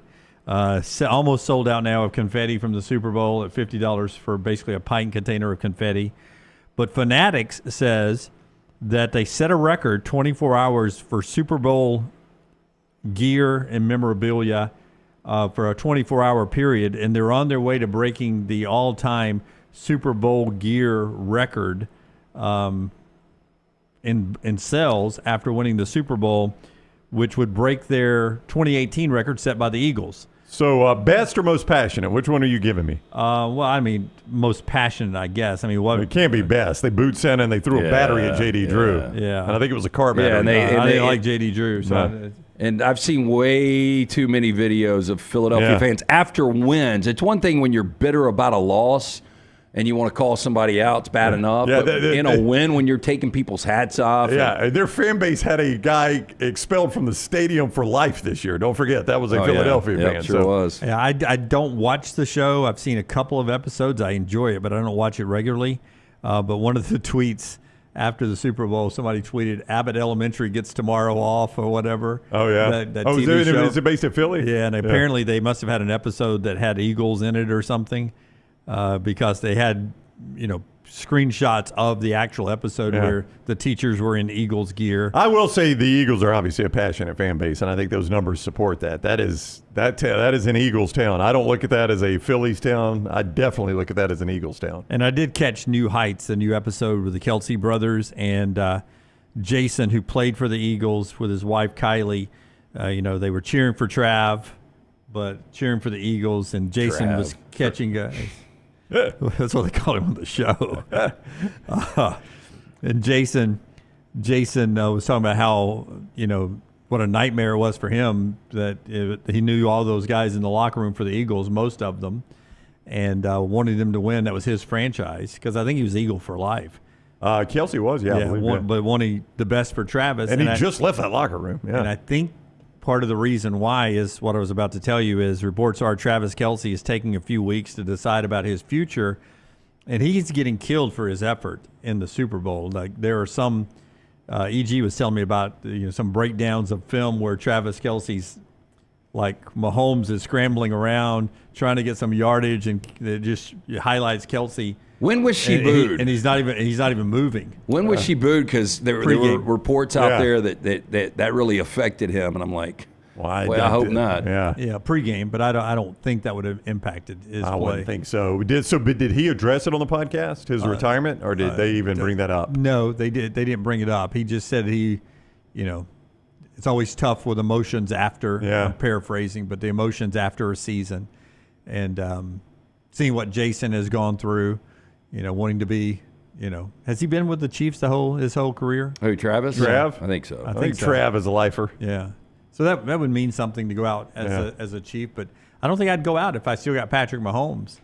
And well, I don't know. I mean, these guys, they obviously hit a wall. I think Jason Kelce was still considered probably the best center in the game, wasn't he? He was right up there, yeah. Yeah, and then that guy retired right before. That's the thing you got to think about. Like I saw Puka Nakua's already working out.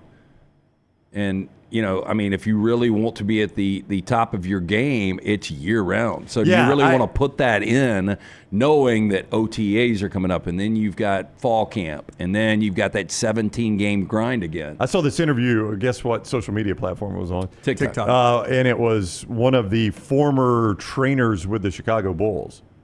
And this may have aired somewhere where everybody saw it. I don't know where the interview actually aired. It was just an excerpt. And he said, I would see Michael.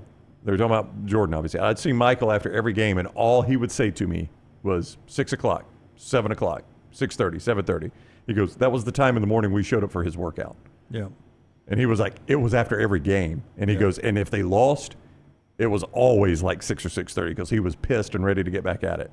And he was like, you don't become the greatest to ever do it by taking days off like that. Damn it, he liked to party, too. I know, that's what I thought. That's what I thought. That's why he's got those yellow eyes now. That guy, I don't know when he slept. I would say, was that in Last Dance?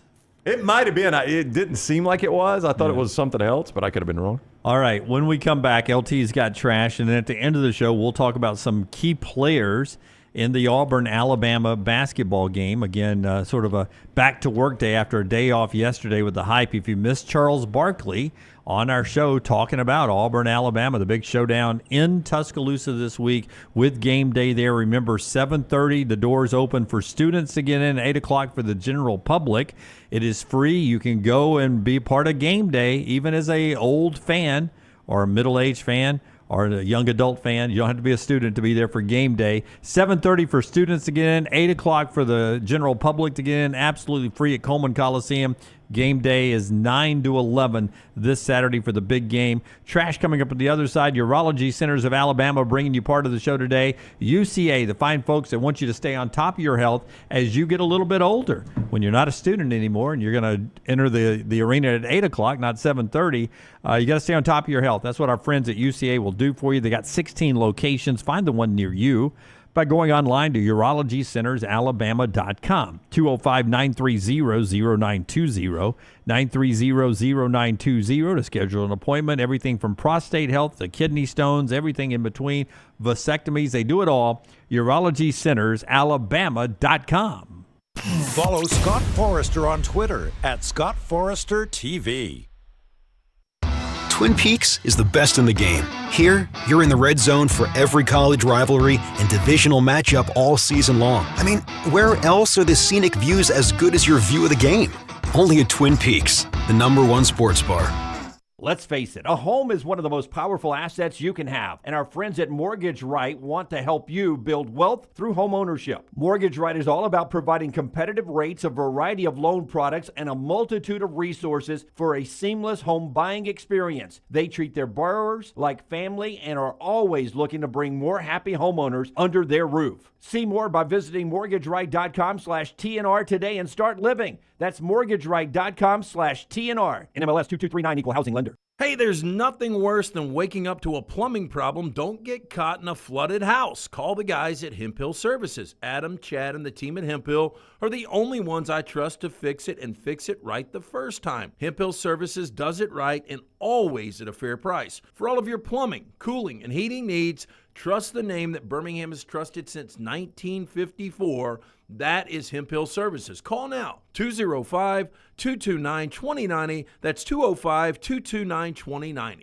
Storm season is here. Make sure you have a plan of action in place right now. Greg from Pell City and Storm Restoration Roofing should be your first call when storms hit. Insurance companies love working with Storm Restoration Roofing because of Greg Nelson's name and reputation in the industry. When storms hit, call Greg Nelson. He's local, 205-542-3531. He's the home of the free no-cost roof inspection. Greg from Pell City on Facebook, 205-542-3531. It's Storm Restoration Roofing. You could win a Cadillac CT5 or your share of $25,000 in free play and cash at Birmingham Racecourse Casino. The more you visit, the more chances you have to win. Play the latest, most exciting games around with fun bonuses and big jackpots. You can be a winner too. Come win your share during the Cadillac CT5 and $25,000 giveaway at Birmingham Racecourse Casino. Drawings April 5th and 6th. Located off I-459, exit 31, Derby Parkway. Must be 21 or older, must be present to win. Since you listened to my last message so well and got rid of those cargo shorts and stained t-shirts, it's time to replace them with Rhoback. Go to rhoback.com and click on the refreshed collection to find all that you need for an EG-approved wardrobe. It includes pieces that will have you ready to hit the golf course after a busy day of meetings or comfy favorites for travel and working from home. Get 20% off using code TNR20. See, I'm saving you some money. Hey, let me tell you about our friends at Urology Centers of Alabama. Compassionate and comprehensive urological care with 35 physicians, 17 locations across Alabama. Their patient-centered approach to all of your urological needs. Remember, they've got that new men's health center. It is beautiful, helping men with a wide range of sensitive male issues in a comfortable environment. You can always go online, visit urologycentersalabama.com, schedule an appointment with one of their many urologists today. If you're looking to expand business and inform the Next Round audience about your exciting brand, contact us. Send an email to sales@nextroundlive.com to be a part of the team and advertise your product to hundreds of thousands of potential customers on our ever-expanding platform. Join our existing partners in the fastest-growing media space, both live and on demand, and reach the most desirable audience for your business. Get information and more by emailing sales@nextroundlive.com, and one of our team members will work with you to take your business to the next level with the Next Round.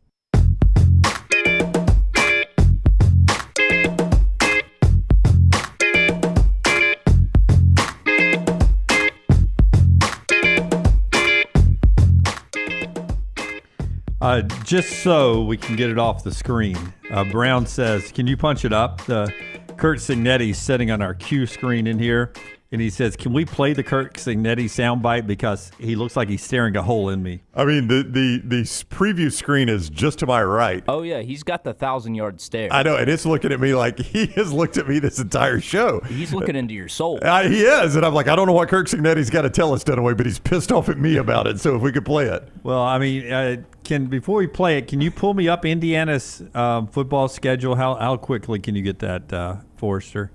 He may not have it, but I can find it fairly quickly. Yeah, so. I like when Forrester. I do too. Scott's the best. I'm just going to offer some support. I mean, if here. you're an Indiana fan, can you really expect? Hey, they've got a hell of a quarterback coming in, though. Yeah, I wanted to tell you about Storm Restoration Roofing to give him time to get to that as well. Okay. Storm Restoration Roofing, Greg from Pell City, the guy that'll get on your roof and give you a free, no-cost roof inspection, absolutely free.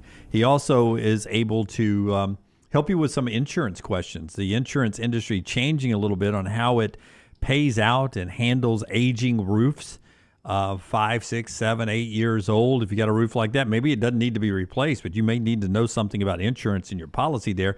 Get the details from Greg for free by calling his number, 205-542-3531, 205-542-3531, 542-3531. Or Greg from Pell City on Facebook. He's got such great relationships with the insurance company. He's going to have some good information for you there. He's A+ rated with the Better Business Bureau. Storm damage replacement, repairs, roof replacements. He handles it all. Family owned for over 20 years. It is Storm Restoration Roofing, 205-542-3531. Here's that Indiana schedule. Out of conference is what we're talking about here, Brown. Logos, that looks to be Old Dominion. Correct. Kennesaw State. Correct. Indiana State. If you aren't I could go 3-0 in those 3 games. Yeah. So, right.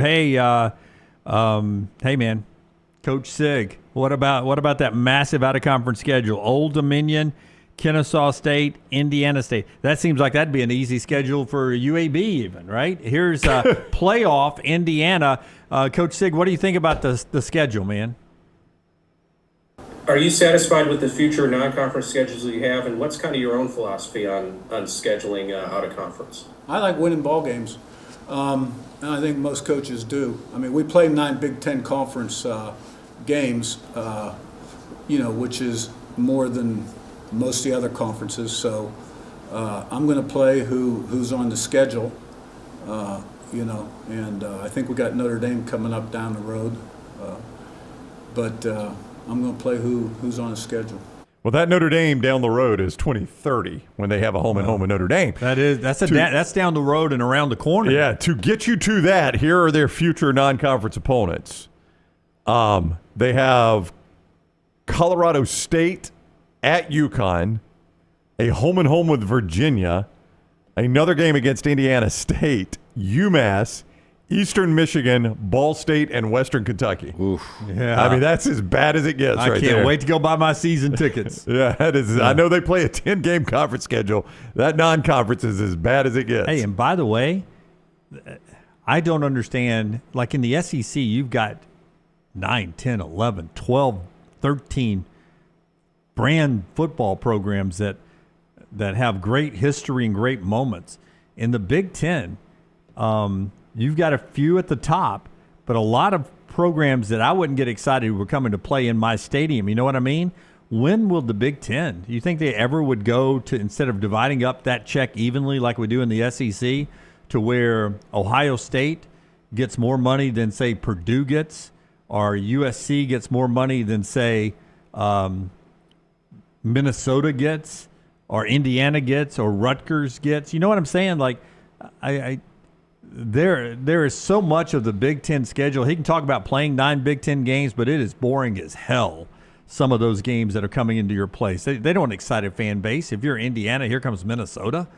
I mean, maybe it does. You're an Indiana fan. It doesn't a TV partner, I tell you that. If I'm Fox. Well, but yeah, I mean, Lance kept mentioning that they were whipping everybody, which they were, but that was a boring schedule to watch. Oh, I mean, they played Ohio State and Michigan, and that was it. Yep. Like if I'm Ohio State, I at some point I would say, listen, Ohio State, Michigan, Oregon, USC, Penn State, we're rolling in. We are the conference, and we are the big games on your schedule. We're the big game for the TV partners. Shouldn't we be getting a little bit more money? I mean, well, Fox can't have the schedule they had last year. I'm afraid.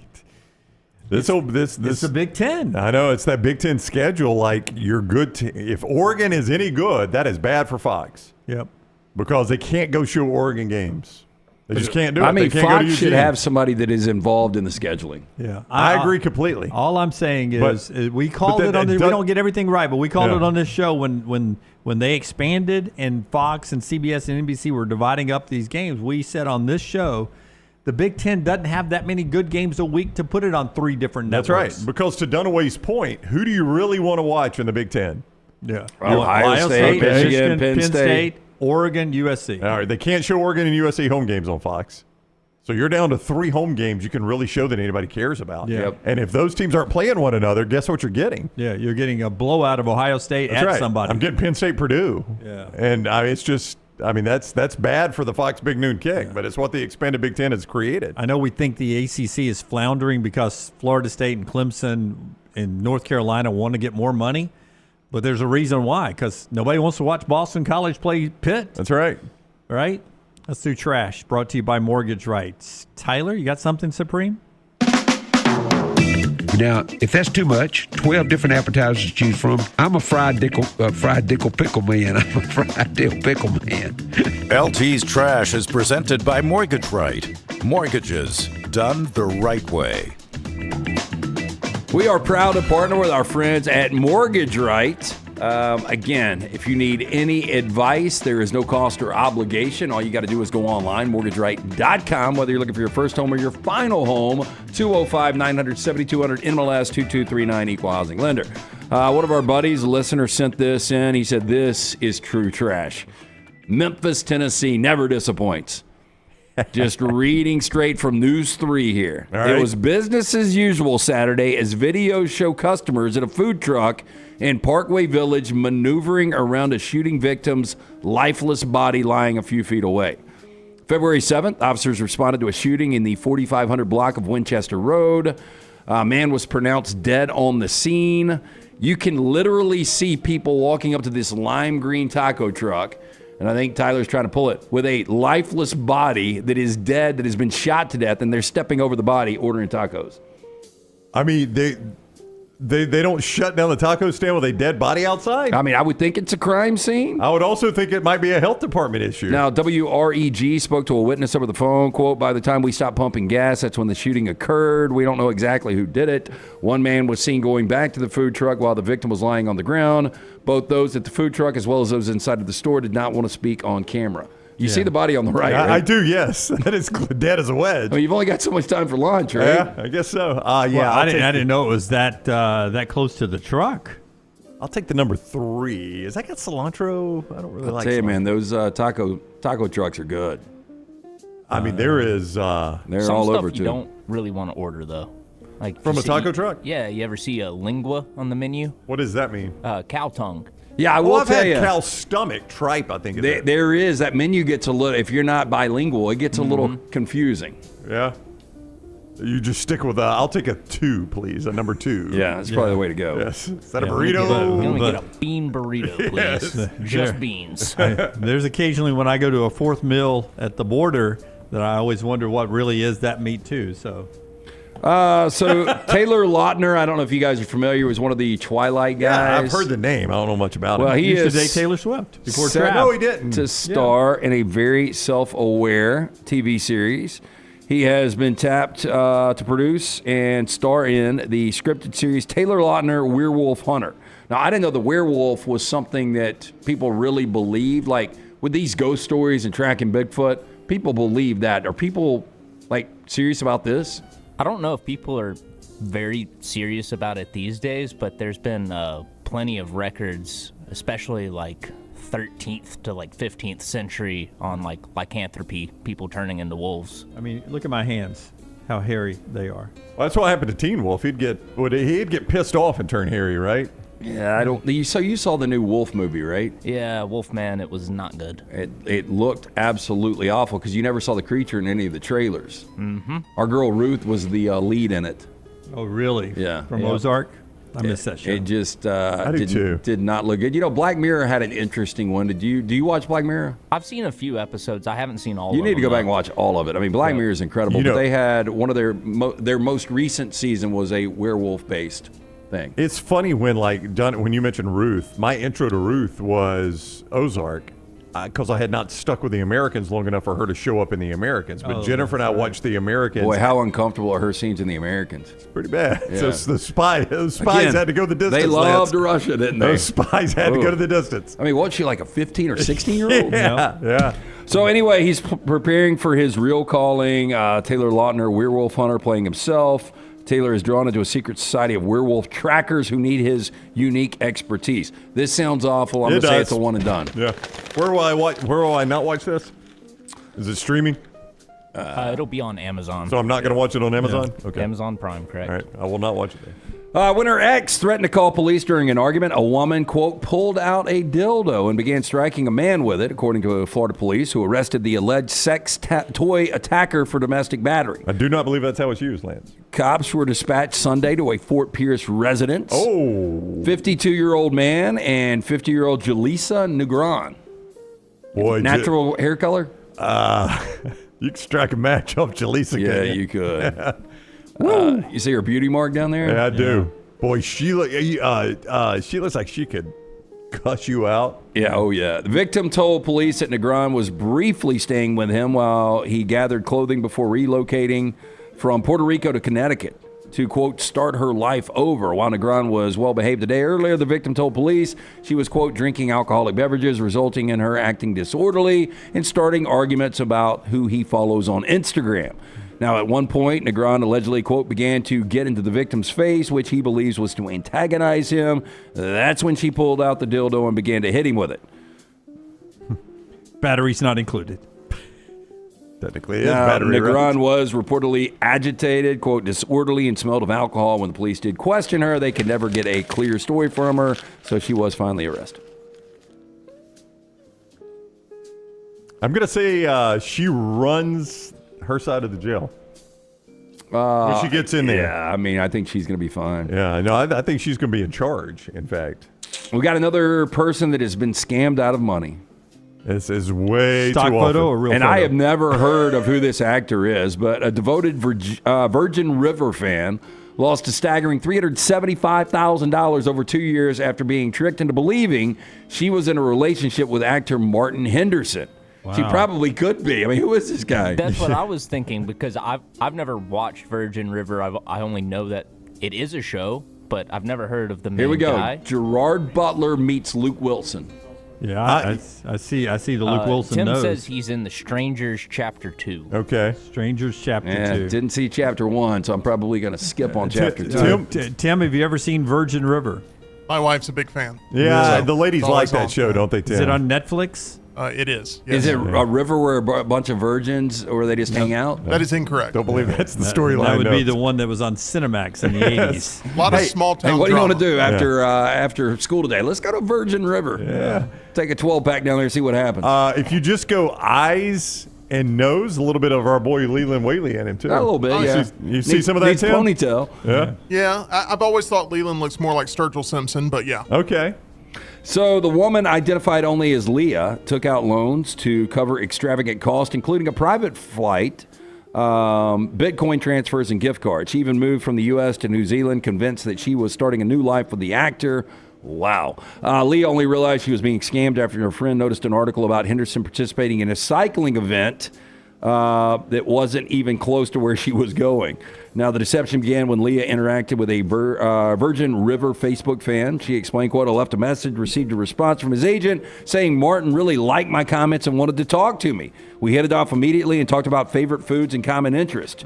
Their conversations took place on WeChat and Telegram, despite Martin Henderson previously warning fans about online impersonators. Leah admitted she was, quote, too invested to pay attention to the red flags. Too invested to pay attention to the red flags. How about this? She wired $30,000 for a private jet to fly out to South Africa. I mean, boy, he's got some serious game. The scammer's got serious game. If I'm not flying you out, your ass is flying out to see me, and I need $30,000 for it.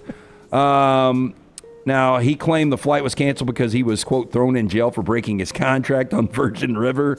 That led to another $10,000 for his bail and $5,000 just for a basic commercial flight. She also sent $12,000 worth of gift cards and multiple Bitcoin transfers of $5,000 each. She sent him a Rolex watch, $148,000 in U.S. cash. I mean, this is island material. Yeah, I have to agree. Yeah. Now, eventually, fraud specialists flagged her transactions as potential, quote, money laundering, leading to her bank account of 18 years of being shut down. I told you guys, we did some pools on Sunday for the Super Bowl. Oh, that's 2 good throws. And I had everybody sent me their money on Venmo, and so I did my payouts. And by the end of the third quarter, it wouldn't let me do it anymore, and I'm still locked out of Venmo. Because you've used it too much? Suspicious overuse of activity. Oh, they say it was suspicious? Yeah. There's not like some limit on your account? No. You called them? I haven't yet. I'm just thinking one day, when is it going to snap out? It'll be unsuspicious at some point, right? Yeah, I would. That surprises me. Nothing's bouncing. It's so stupid. Yeah. They're like $100 transactions. This is pretty incredible. This guy, creative, obviously very intelligent, but a British man is awaiting sentencing after he apparently created a fake government email address while he was in prison and used it to trick officials into releasing him from well prison. Played. Prosecutor said Neil Moore, 28, was awaiting trial on fraud charges last year when he used a cell phone that he snuck in to the Wandsworth prison to create a web domain that looked a lot like Britain's Royal Courts of Justice domain. He then created an email address with that domain, pretended to be a court clerk, messaging prison officials to say he had been granted bail, should be freed. Not only did officials comply and let him out on March 10th of last year, but he also turned himself back in a few days later, according to his attorneys. Now, according to this, authorities are already aware of his escape. He will be sentenced April 20th after pleading guilty to 1 count of escape from lawful custody and 8 counts of fraud. It's pretty creative, though. It's you guys like a $1 breakout. Yeah. You want to guess why he was in prison? For fraud? Counterfeit. Already facing fraud charges when he made his escape. I'd say he's really good at it, by the way. He had impersonated employees at major banks in order to convince financial companies to transfer him roughly $2.6 million. This guy can play, man. Yeah. Leonardo DiCaprio plays him in a movie. Oh, yeah. Pretty close. Catch me if you can. Yeah, pretty much the same. Just trash, bro. Pretend to be a doctor next. Yeah, that's right. And then an airline pilot. Hey, always buying season. Our friends at Mortgage Right here to help. Veteran founded here in Birmingham, offer loans throughout the country while the area they serve. Their commitment to Birmingham and veterans has not changed. No cost or obligation to find out what you qualify for. Get more information. Go to their website, mortgageright.com. Call 205-900-7200. And our friends at Champy's World Famous Fried Chicken. They bring you this final hour of the show every day. Sterling is the absolute best. You don't have to wait for football season to get ready for a good tailgate. You can do it watching the basketball game, or if you're going to the game this weekend, you can get the to-go order from Champy's there. Southern fried chicken that's brined overnight, cooked to order. The hand-cut chicken fingers, which is great to take to a party. The Mississippi Delta recipe tamales, they're great to take to a party. All the great sides, great food. Nobody creates the atmosphere better than Sterling does. Highway 119 in Alabaster is champyschicken.com. Do you have something? I was just going to talk about players, matchups, not really matchups, key players for the game on Saturday, but go ahead. This leads into that, and I'll lose it if I don't bring it up because it's in the chat right now. So just this is the Ken Palm segment of the show. Go ahead. Landmine believer, Alabama fan. Stat I love for Alabama Saturday. Alabama 19th in the country at drawing fouls. Thanks to Mark Sears. He does a lot of it. Auburn 265th in the country committing fouls.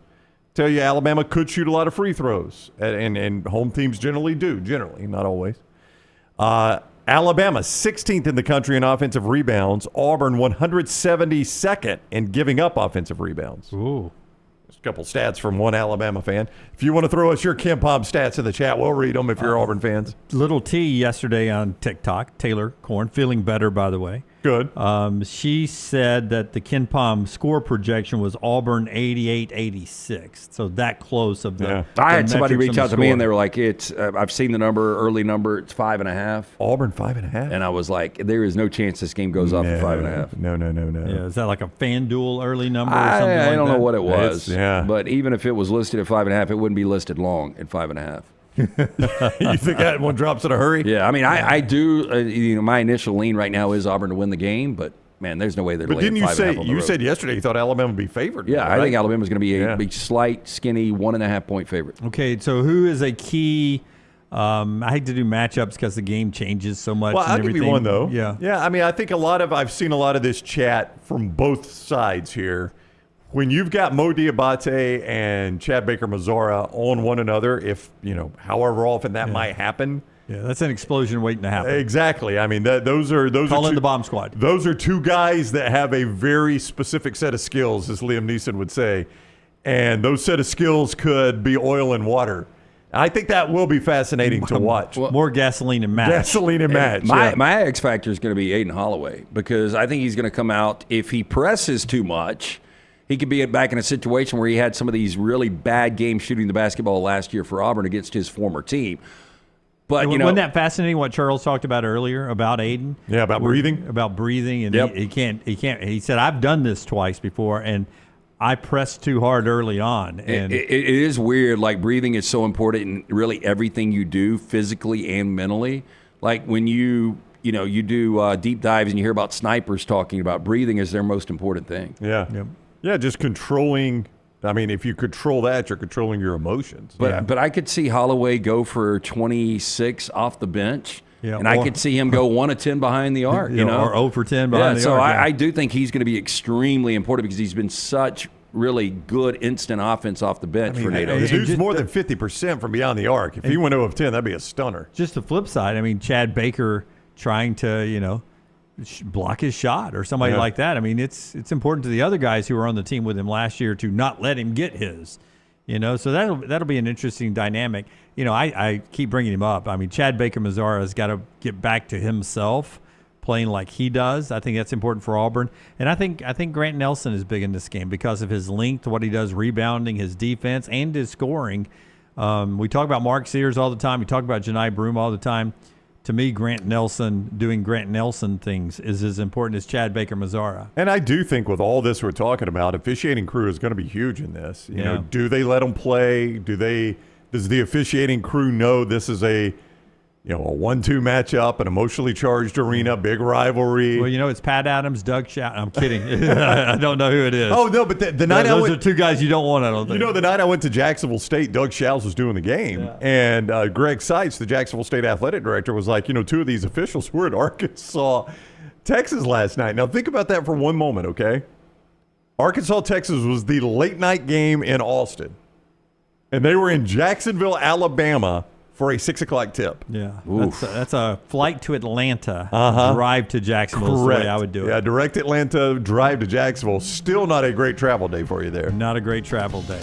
All right, that's our show. More practice in Auburn and Tuscaloosa today, so we'll get some countdown conversation to that big game. If you're watching ESPN at any point, it is promo city for the big Auburn Alabama game. Hey, and we got Bama and Bourbon. We'll be talking a lot of Alabama and Auburn, and that will go out later today. And Bama Mark Gottfried on the show tomorrow. Mark Gottfried on the show tomorrow. Yeah, how about that? Barkley on earlier, Reese Davis yesterday. Get all that wherever you get the podcast. And, of course, Aaron and Lance with a new Bama and Bourbon popping out today. We'll have some of that on it as well. Little T and I are going to go live tomorrow somewhere, probably Slice. Live tomorrow from Slice, just to chat it up with all you in the chat room about the big game this weekend. Looking forward to it. Got another show before we get there. Until next time, God bless you and God bless America.